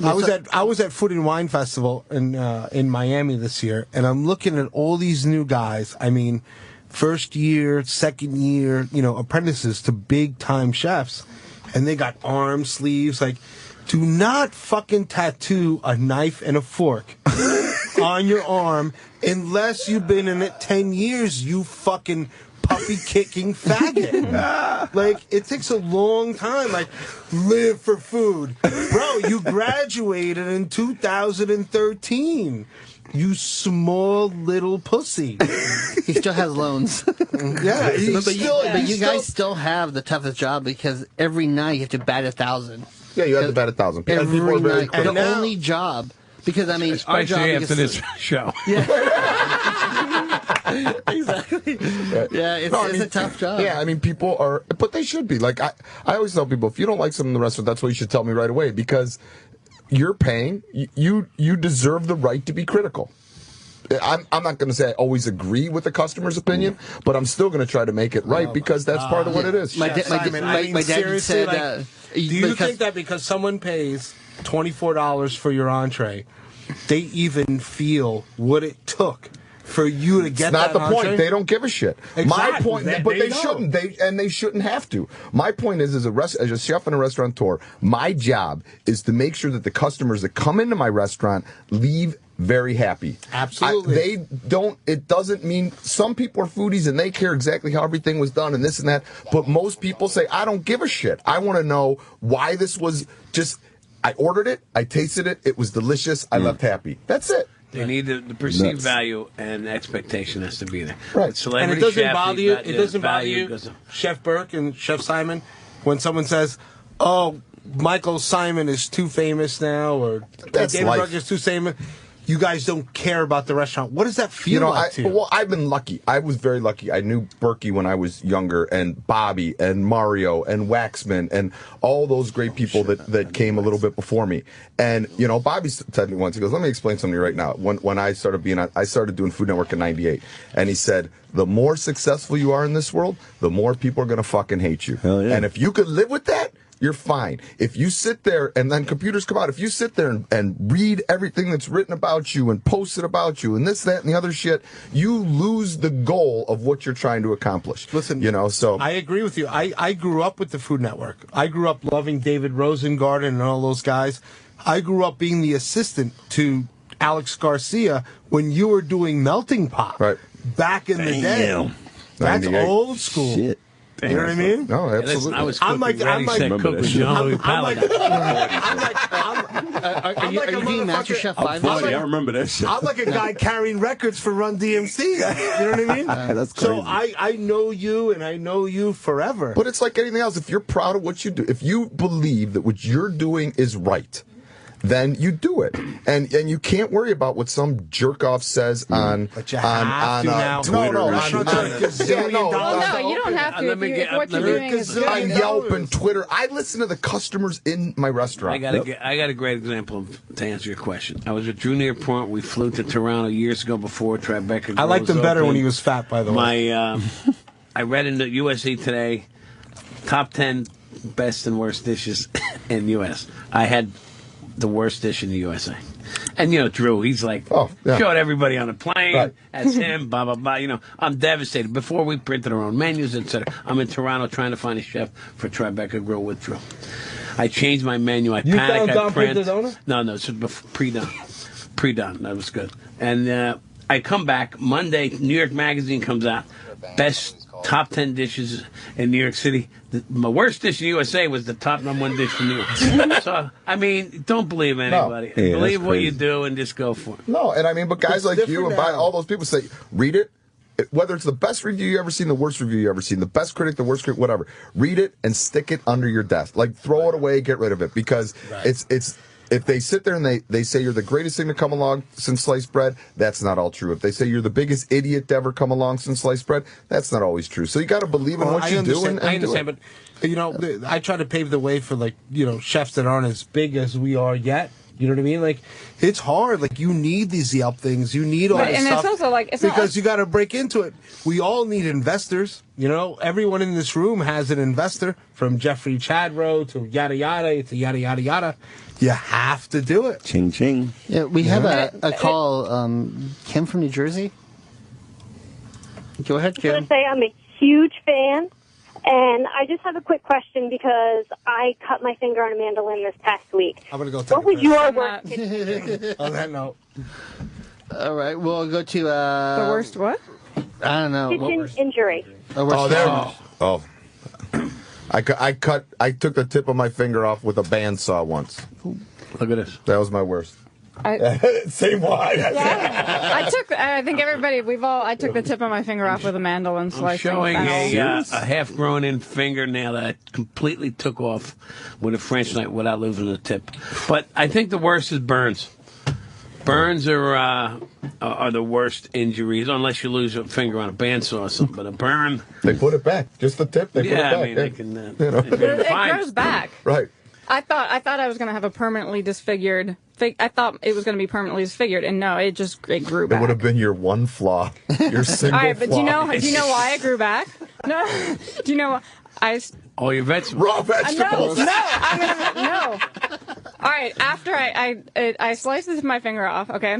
Some guy's like, oh, it's like, when you get stung by a jellyfish, the best way to heal anything is what? Soak it in your own pee. Yeah. So I did that Jeez. at a table, and I sat at a table with John Whitehead, who was the former chairman of Goldman Sachs, and we sat there, and little did he know I had my finger in a cup of my own pee, and it grew back, and I don't know, you can't tell the...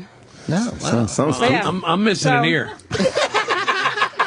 If it happens, if you have a mandolin injury, pee in a bowl, put your finger in it, and everything's going to be all right. Jesus. Yeah, wow. we have a big baby on the phone. Whatever. Hello? Yes, sir. This is Big Baby again. Loving the show, Roland. I'm a slobbo myself. And who cares? What's up, man? Hey, what is veal, and how do you cook it? Veal? What is what? Veal. Veal. Baby calf. It's about a 12-week-old. Is it 12 weeks or 16? It depends. Yeah. It's But all in that bad. vicinity, I'll 12 to answer your 16. question. Most cattle or steak, they live to about 12 months or 14 months. A veal lives about 12 weeks. So it's a baby And then baby. dies. Horrible. So the idea is that veal is very tender because they barely walk around. Because they're so sad. And that's what veal is. Veal is a young cow. It's like a meaty. Baby. It's like a meaty You're abortion. eating a baby. With a good sauce, though. It's worth it. Yeah, do you, Mr. Burke, do you do tours of your dry meat places, though? Yeah, I just came back from Chicago. We have a United States patent on dry aging beef with salt, which we got about a year ago. We started in Chicago. We have it in Foxwoods, and we have a restaurant in Rumson, New Jersey, that does the same aging process. Very good place, by the way. Do you give tours of the? Yeah. Oh, we wow. have Pat LaFreda's is dry aging. Is it beef the with Himalayan salt that you do, David? Yeah. We build a wall out of bricks. Oh, wow. Kills bacteria. It saves it lets the bacteria that dry ages beef continue.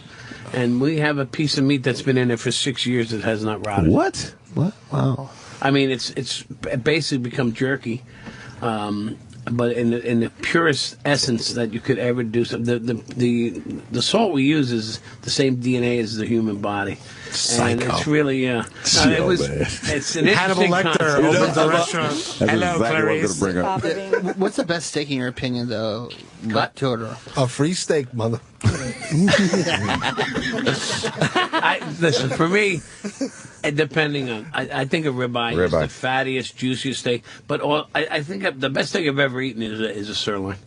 It just happens. It depends on where you are, Where and how. But I think for me, like in general, like if ribeye is consistently the best. I'm with you, Chef Simon. Ribeye is the way to go. Porterhouse is way overrated, in my opinion. You get a little bit of both. Yeah, but it's got that shitty fillet connected to it. Ruins everything. I love ribeye because it has that little eye of fat in the middle. It's like a fat person breath mint in the middle of your eating experience. We have a question for Mr. great Burke. idea, actually. Eric from Jersey City. Hey guys, you're doing a great job. I have a point and question. First of all, to Mr. David Burke, I've gone to the Fromagerie several times. It's one of my favorite restaurants in the world. Thank you. Secondly, this question's for Roland. Why was I bumped today? I was supposed to be doing. I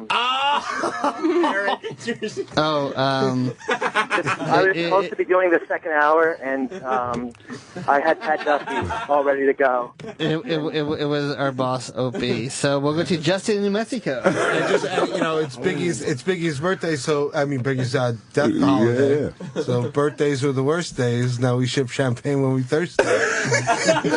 Literally. Go ahead, Eric. Or Justin, Tom. I just lost a customer, thank you. My question is, I just acquired a rabbit, and I'm going to start doing some meat rabbits. I'm wondering what is your the suggestion for eating rabbit, and what's the best way to introduce it to people who haven't had it? Ask Alice. Don't tell them it's rabbit. I mean, the loins and the tenders are super lean, so typically you got to wrap them in something fattier, like bacon or something of that nature. Would you guys agree that you have to, half of the animal you have to cook one way with rabbit and half the other way? So it's either grill or braise or bake or braise, or anyone that tries to cook a whole rabbit, unless you're in fucking Lord of the Rings, it's going to taste like shit. No, it's like cooking a whole turkey, but right. I think there's simple ways of doing the dry loin meat, and playing with a rack is too much. No, but it's leg never meat too is much, stewed, loin meat. But you can make if you treat the loins like veal, like salt and boca, and do something simple like delicious. that. You got or even a cutlet, a getting rabbit fancy. cutlet. Breaded like a chicken, like a schnitzel, and do a rabbit schnitzel, rabbit cutlet, rabbit Milanese. I think you'll have more success. That's why he is who he is. Jay in Jersey, go ahead with your question for the chefs. Hey, Jay. Hey, what's up, guys? How's it going? Hi. Who kid? What's up? What up, son? Hey, I want to ask the chefs, what's the benefit of having the customers sit and eat in the kitchen? I've heard of it. I'm not sure why you do that. No, I think for a lot of customers it makes it a more enjoyable experience. Just depends on the customer. Like at Lola, we have a table right on the end of the kitchen. It's not in the kitchen, but it's like on the end of the service. And there's some people that love sitting there. Some people hate it. They want to watch the show. You know, it's cooking's like a show. Yeah. You know, one of the advantages is I opened one in '92 at the Park Ave Cafe, but it was enclosed, air conditioned, 10 people. You get to know the people. They call you directly for reservations. There's a connection. It's like doing a cooking class every night for people. Right. So if you're doing 75 people a week, if you're there every night and you get to know them, there's a way of cultivating that into VIPs. What happens if the guy that's running the 10-seat party is an asshole, douchebag, rich yuppie motherfucker? We have a curtain. That's like, we have Matt in Cincinnati. Go ahead, Matt. Connecticut? Or Connecticut. I can't read. Matt, wherever you are, speak. Hey. Oh, yeah. We're in This question's for Michael Simon, imagine.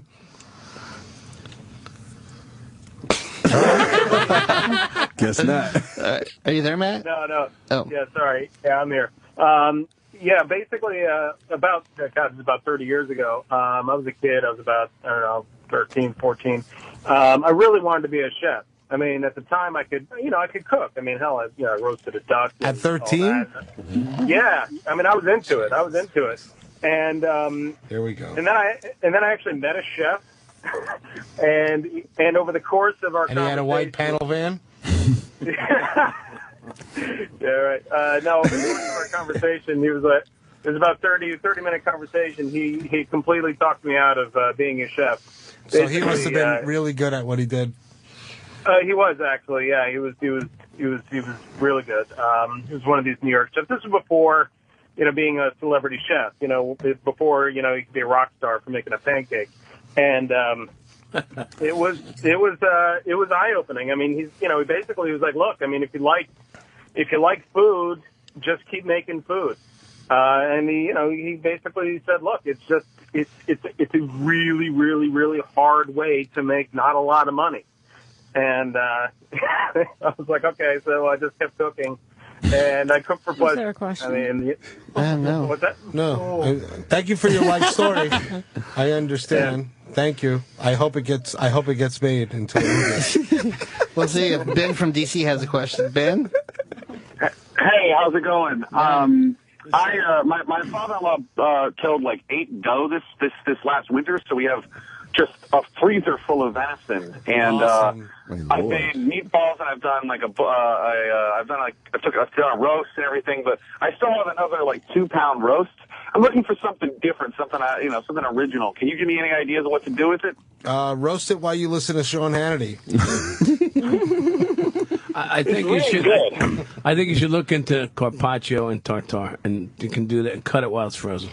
Wow, yeah, tartare. You think doing a tartare is? I mean, even though you think it's, I'm a little nervous about. It's a gamey, isn't it? With meat. I also love taking the bigger cuts like that they would cut and making it into jerky. Yeah, I think it's delicious. No, but this is stuff dried jerky. because you don't have to cook it. You can make it in batches and freeze it.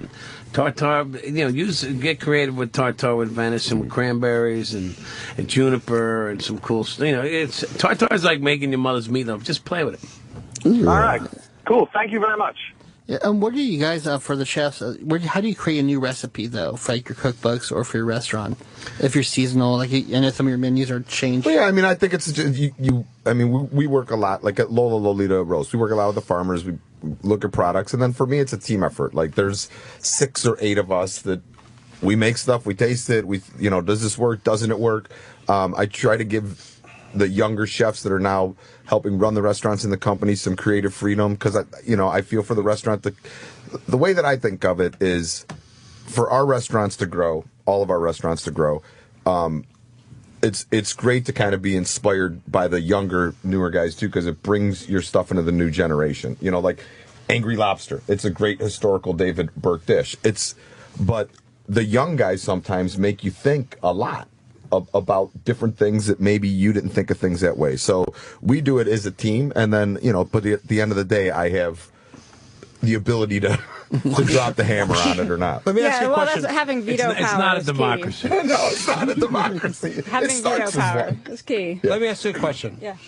you do this whole pure food and wine thing, right? So that's fantastic. Thank you. What happens when you work for Bain Capital, whatever, you get the real world, right? What happens when you get some asshole, weird, hippie, vegan person in your kitchen that thinks that you're not a purist, that you don't know what you're doing, that you just did this for the money? What do you do with those people? In the kitchen? Yeah. Well, they don't usually end up in our kitchens. I don't know. We have a lot of people in our kitchens who've worked in traditional restaurants.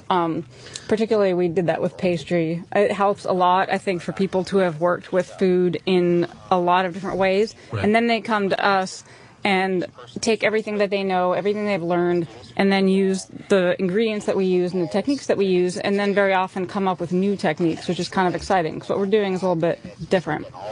But, we definitely... The restaurant was created for everybody. It wasn't created for people who eat vegan and raw. It was created for everybody. So I try to avoid anybody who's kind of very militant and crazy about it. I was talking to Roland the other day, and we were hanging out, and we were talking about Yelp reviews, right? So I Yelped your restaurant.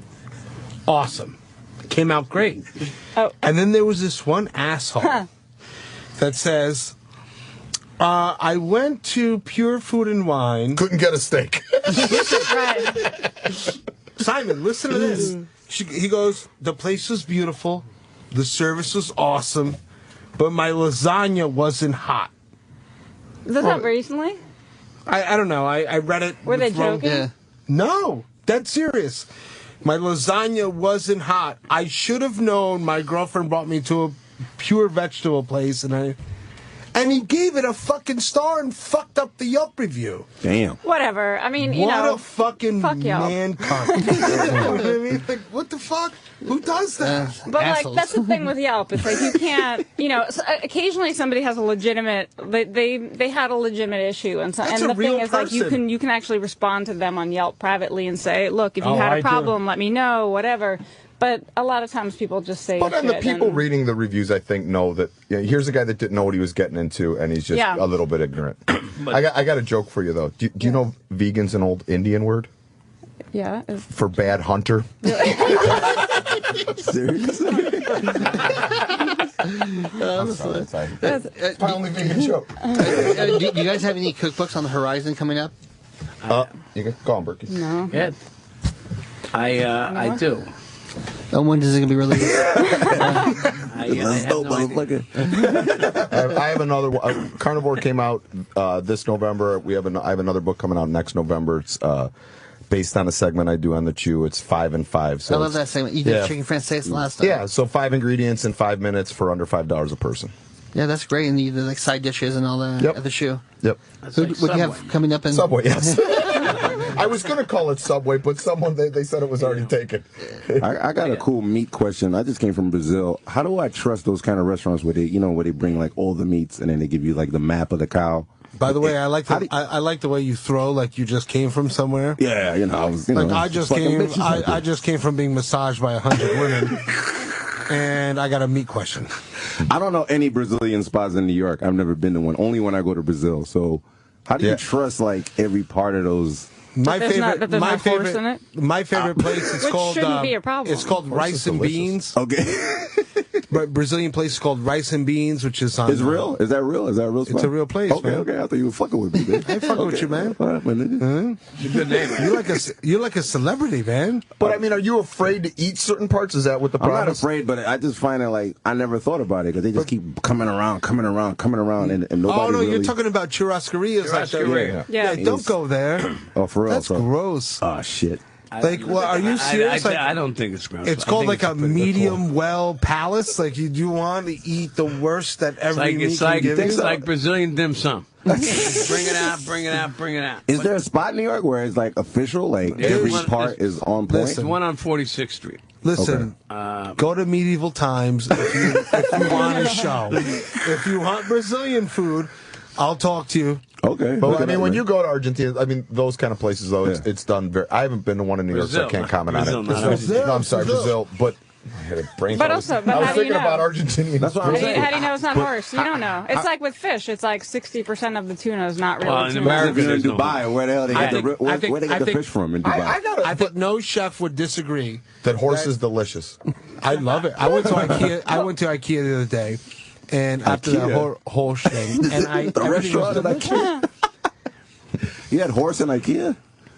They do. They have horse in IKEA? How They dare do. you? Not here. Sorry, man. I'm sorry. We'll take one more call. Joe in Jersey, go I ahead. apologize. Go ahead, You Joe. must respect my Thanks for the authority. question. You're our last caller of the day. Go ahead, Joe. Yeah, I have a question for the young lady there. Are you opening a restaurant in Parsippany in early spring? In where? Parsippany. Parsippany, No. New Jersey. No. It's beautiful. It's exit 132. Really? Should I check it out? Don't go there. You'll get like ticks or something. Hey, come on. Yeah, Jersey's rock and roll, man. No, we're in Manhattan. Okay, all right. I just saw a sign for a new restaurant, and I thought from your conversation it might have been you, but I'll catch you in Manhattan then. Yeah, please do. We'll be here. You got a stalker, yo. I think he's stalking you, yo. You smell like lilacs. Parsippany. I'm wearing David Burke bacon. Wow. That was awesome. done. That's just a start. Spray my mouth. Stop. The people who are opening restaurants, what's their biggest mistake when they try to open a restaurant, though? Open a restaurant. Having chairs with cloth on them. Under Sorry. budget. Yeah. Cloth, yeah, cloth. No, we have chairs that we have cloth, like they're nicely upholstered chairs, and I have nightmares about chairs. So I mean, decor-wise, there's a gazillion things that can go wrong. I think the biggest mistake is not having the right people in the right place, or not having. When you have a few places you can cultivate like a team and go do something a little nicer. There's always going to be mistakes. It's like creating an album or something like that. There's so many moving parts in a restaurant. Like we mentioned earlier, opening one is probably the hardest thing you can do. To open 2 a year and to try and continue to do it, it doesn't get easier. It doesn't get easier. Your mind just takes a little breather. It's like, okay, I'm not going to stress out about the coffee cup as much as I did. And even when you do reputable, like the B spots, we've done 7. And it gets easier, but it's still... It's easier because you're trusting people. Right, but it's still... We opened 4 last year, and that was a lot. It put a huge strain on our company with 1,000 employees to fall back on. Wow. So it's still brutal. So guys, I think it would the be name fair. is very important too. I think it would be fair for everyone listening that wants to open a restaurant, because that's why they're listening, most people, is say, I opened a small restaurant in New Jersey, right? So it cost me $80,000. And donate to get it set up, right? But it cost me $160,000 to get it up and running. Yeah. And I think that's a real number. That's crazy. It's your investment times 2. And then go open a restaurant. But every time you get somebody who's like, oh my God, I watched a movie with Christian Slater and he was a chef and I got $45,000. Go fuck yourself. Well, Go work at open it somewhere even else. 80,000. Listen, you can't open a restaurant for less than several, 2-3 million. No, I'm talking about 750 square feet. Yeah, The 2,500 smallest just to restaurant. put it in perspective. A 2,500 square foot burger joint cost us. Give me the numbers. It cost us about 1.2 to open every one. Damn. For a burger joint. That's like disco. Plus the resources. That's like you already shiny put in, disco. Oh yeah, not counting all that other stuff, but Added a blue to 1.2 start every your one. own place. How much was for the statue in front with you in it? The Rocky statue. It was given by charity. Is the first year a loss in any restaurant? No. Deal? The first 6 years are a loss. Are you kidding me? It just depends. You can't worry about. All right, you put the money in to spend it. The first year's a loss if you think you're going to pay back 1.2. And Lola cost us $5 million to build. So it all becomes relative, and you gotta. You have to make a realistic chart of when debt service is going to get paid back and when all that thing is going to happen. You've got PR, you got reviews, you got economy, you got weather. You have hurricanes. This, So you can't. I'm like a weatherman now that I have an outdoor garden. Yeah. I know how many days it was over 90 last summer. When I watch the news and those guys say, "Don't go out of your house, it's really snowing," I'm like, I'm going to find that guy, and he's in deep shit because I'm outside and there's no snow, and this guy's telling America to stay in their house. You got to understand, like it takes over $5 million to open a 300-seat restaurant. That's crazy. Well, unfortunately, we're running out of time, so I'm going to get the plugs in. I know, we got the plugs in real quick. That's We some have bullshit. Michael Simon. His Twitter is at Chef Simon, SYMON. And you can go to his website, lolabistro.com, and also ABC/The Shoe. I'm not nearly as angry And on my Twitter site. And we have Chef David Burke. His Twitter is at Chef David Burke. And his website for all information is davidburke.com. And we have Sarah. Sharma, I'm sorry. It's only been 2 hours. I know. Yeah, it's not like we haven't been here since fucking 4 o'clock. What the fuck, dude? OneLuckyDuck.com. You get to Sarma's restaurant at Pure Food and Wine. I got to go eat fennel now I know. because you were Yeah. such a dick. 54 Irving Place. And you can buy her book in Amazon, Living Raw Food, right now. And also My Randy wife Gerber. hates fennel. And my Twitter, I have a good vegan rant going on right now at Sarma. At Sarma. And Randy Gerber, who called in, it's Sexy. at Casa Amigos. And thank you to Randy Gerber living the dream. Oh my God, thank you to Meredith Who Kid. Crawford. Thank you to Sam, who works 7 days a week. Thank you for coming in. And thank you to Troy Kwan. Moisture. And thank you to Opie for letting me do the hour and bumping Eric. And David, Eastside Dave show's next. The Davey And- Mac Sports Program. Yeah. Yeah. And we're done. Slabo! That's it. Bye. Good night. They should have never gave you The food court is closed. What I do know is there was a party in here on Saturday. I don't know if you guys tuned in. When's Roland's show going up on demand? I'm guessing today. Well, I would hope today because it was a party. Roland came in here Saturday at 5 p.m., 2 days ago, and he tore the house down. He walked in. He had I don't know if you saw it on my Instagram. I posted a picture at Not Sam. There were 20 people in this tiny little studio. You always hear Opie and Anthony talk about how cramped up the studio is. Roland packed 20 people in here. He had a table full of food and booze for whoever wanted to have some. He had 5 chefs in here, all just shooting the shit. And Roland just conducting the food court. He was the guy. He was the Mac. It was the return of the Mac is what happened. Well, that's an old one. That's right. Opie showed up. I was here. Troy was here. Opie showed up. And Opie didn't even get to go on the air. Who Kid? DJ Who Kid from After Opie and Anthony Live. He showed up. And he was on the air. What is this? Return of the Mac? Yeah. Now you're just getting excited with 90s hip-hop. Why not? It's bringing you back to college radio days. Golden era. No. And I mean, everybody loved the show. Let's go to JT in New York. JT, Sammy, sweetheart, what's up, brother? how you doing? First off, Roland, a sleeper cell, fucking knocked it out of the park. Killed it. I sat in my car after I parked, just listening to him. Well, not really. Listening to him to fucking say one word every 4 hours, but still. But this is where Roland was so smart. He filled up the room with these entertaining personalities that have been chefs for years, and they're all famous chefs, and they're all out of their mind crazy. Unbelievable. And Roland piped up every, 12 minutes. Roland would pipe in with one sentence, and then let the room go. And it was great. It was great. He would pitch them underhanded, and they would just consistently knock it out of the park. That's It was right. Really impressive. One- And then, yeah. just afterwards, Mhm. can we talk serious for a second? Let's Just for a talk. moment. Let's talk. What is there a pool going on in regards to when Dave's going to be found dead in his own vomit? Why do you say that? Because I don't know if it's a gag, but he seems like he's fucking way off center and he's hurtling out of control. Well, yeah, he's a maniac. Dave came in here, and the Dave that you heard on Saturday, thank you, JT, was stone cold sober. I mean, that's just Dave every day of his life. Dave followed up Roland's food court because what happened was Opie was here, and he was off mic. He didn't come into the studio, and goes, he tells Troy, who's in the other room, Troy, this has got to go on for another hour. I mean, this is great. And we had spoken to Erock, and he hadn't committed to doing a show as of Friday afternoon. And he wasn't there yet. He wasn't in the building yet when we saw him. So he hadn't committed to doing this thing. So we had nothing. We hadn't promoted anything. We hadn't scheduled anything. So we were like, okay. And then I slipped Roland a note saying, dude, he probably had 3 minutes left in the show. I was like, you can go another hour if you want. And Roland goes, yes, I do want.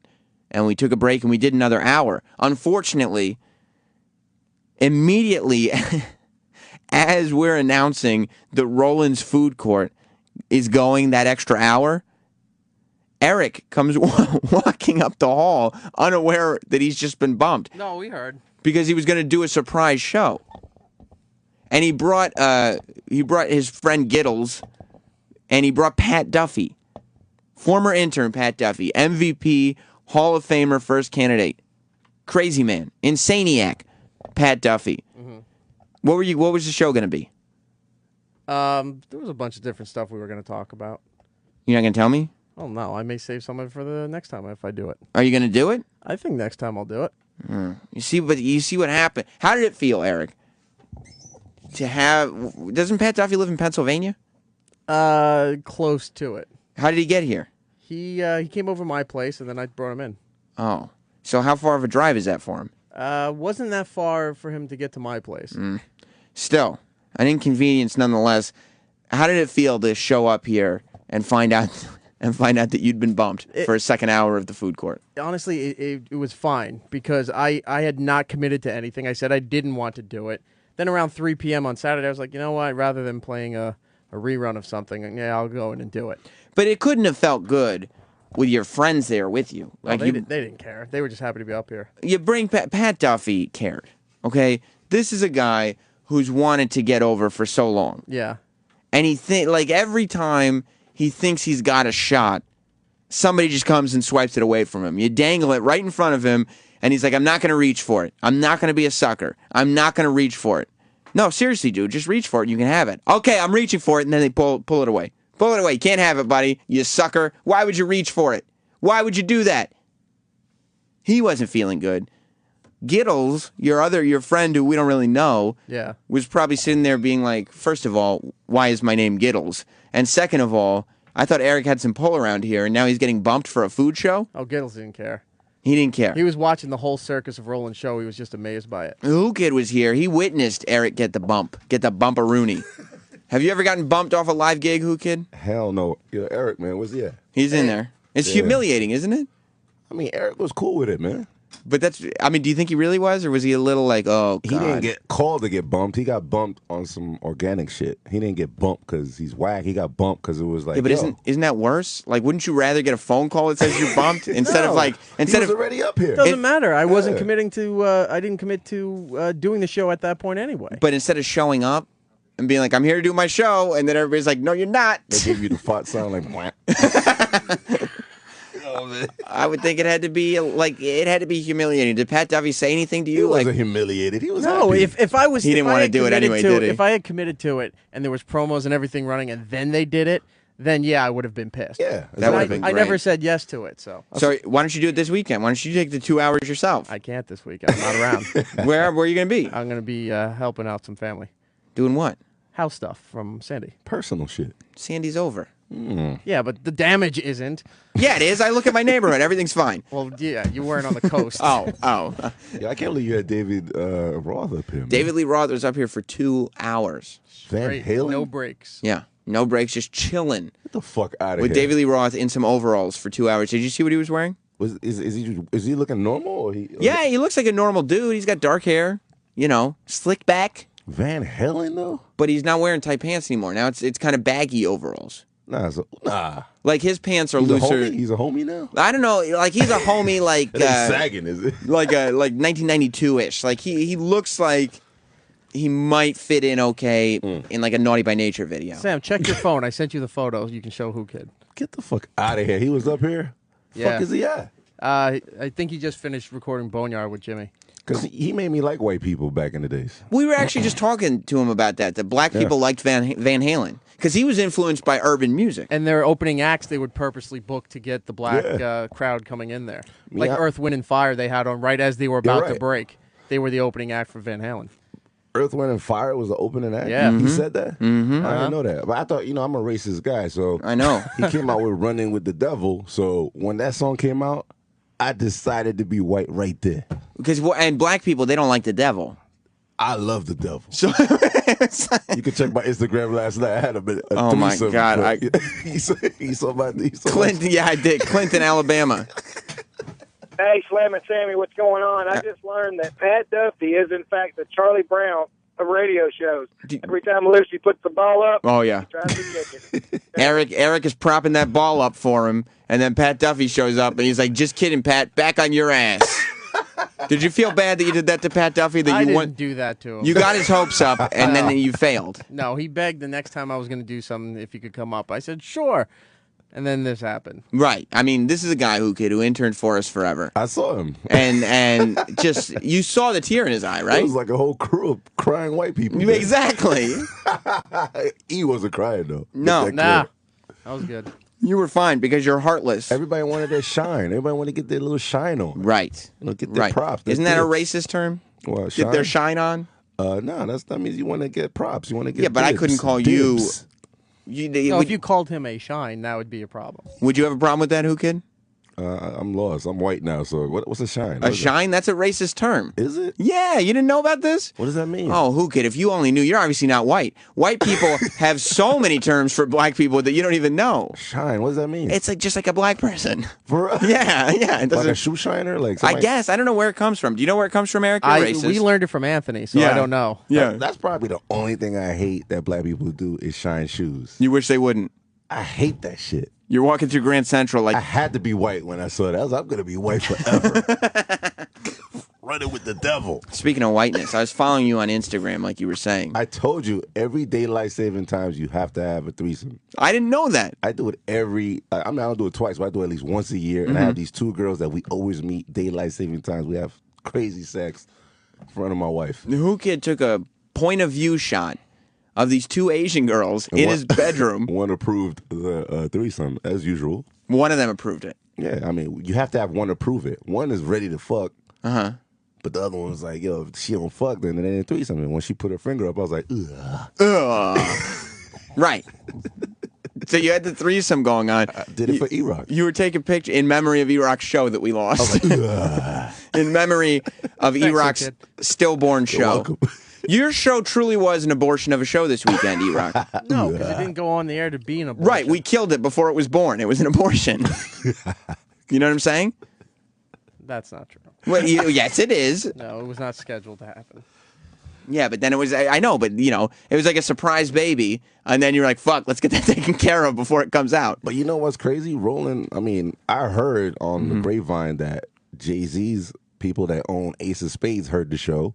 What's Ace of Spades? It's Jay-Z's. He owns the card now? No. The Ace of Spades. He owns everything. Some nigga shit. He owns like some champagne, like it's like some expensive bubbly. You know what I'm saying? But so he jacks up the price because he's actually trying to keep black people away from his drinks now. So he's Obama's man. Yeah. He's gonna do that shit, man. Yeah, You know, he's a nigga. But other than that, I hear that Jay might come up here because of that cooking show. What? Yeah. To do the cooking In the show? grapevine. I got a text because, you know, I was very ignorant and ratchet when I came on. Right. And Ratchet is... I know those people over there. And You do? Jay-Z was kind of happy with the show, and Jay might come up here for that. Oh, my God. If you could get Jay-Z up here, I'd be The the happiest Illuminati? boy there is. I love Jay-Z. What? Yeah. You got to love Jay. If he's a gold, you got to get real gold and chip it and put it on a chicken just for him. That's what he eats. That's it. Him and Donald Trump. Like only people with gold banisters on their stairs. Why have the gold banisters? All you're going to do is get fingerprints all over. I don't know. Mike Tyson started that shit. Having gold banisters? There's gold all over because, 50 bought the mansion. It was gold everywhere. Yeah, but didn't, Mike Tyson had to sell it, though, because he lost all his cash, right? Yeah, that's what. It was gold everywhere. Yeah. Motherfucker. He's like Trinidad James. All gold, everything. I remember Mike Tyson's MTV Cribs. I knew that Mike Tyson was now being just really wasteful because not only did he have gold everything, but then he had like every X-Men action figure ever made. Like he had tables and it was full of X-Men toys. And when I was like 13 and watching Mike Tyson on MTV Cribs, I was like, that's the shit, son. Yes. Damn, yes. You're so white right now. But other than that, So are you, OD. though. Yeah, I was white too. But he OD'd, though. He bought every girlfriend a car or multiple cars. He bought their mothers a car. Oh, Roland said if you run to the lobby, you can get a David Lee Roth picture. Yo, I'm out of here, nigga. All right, peace.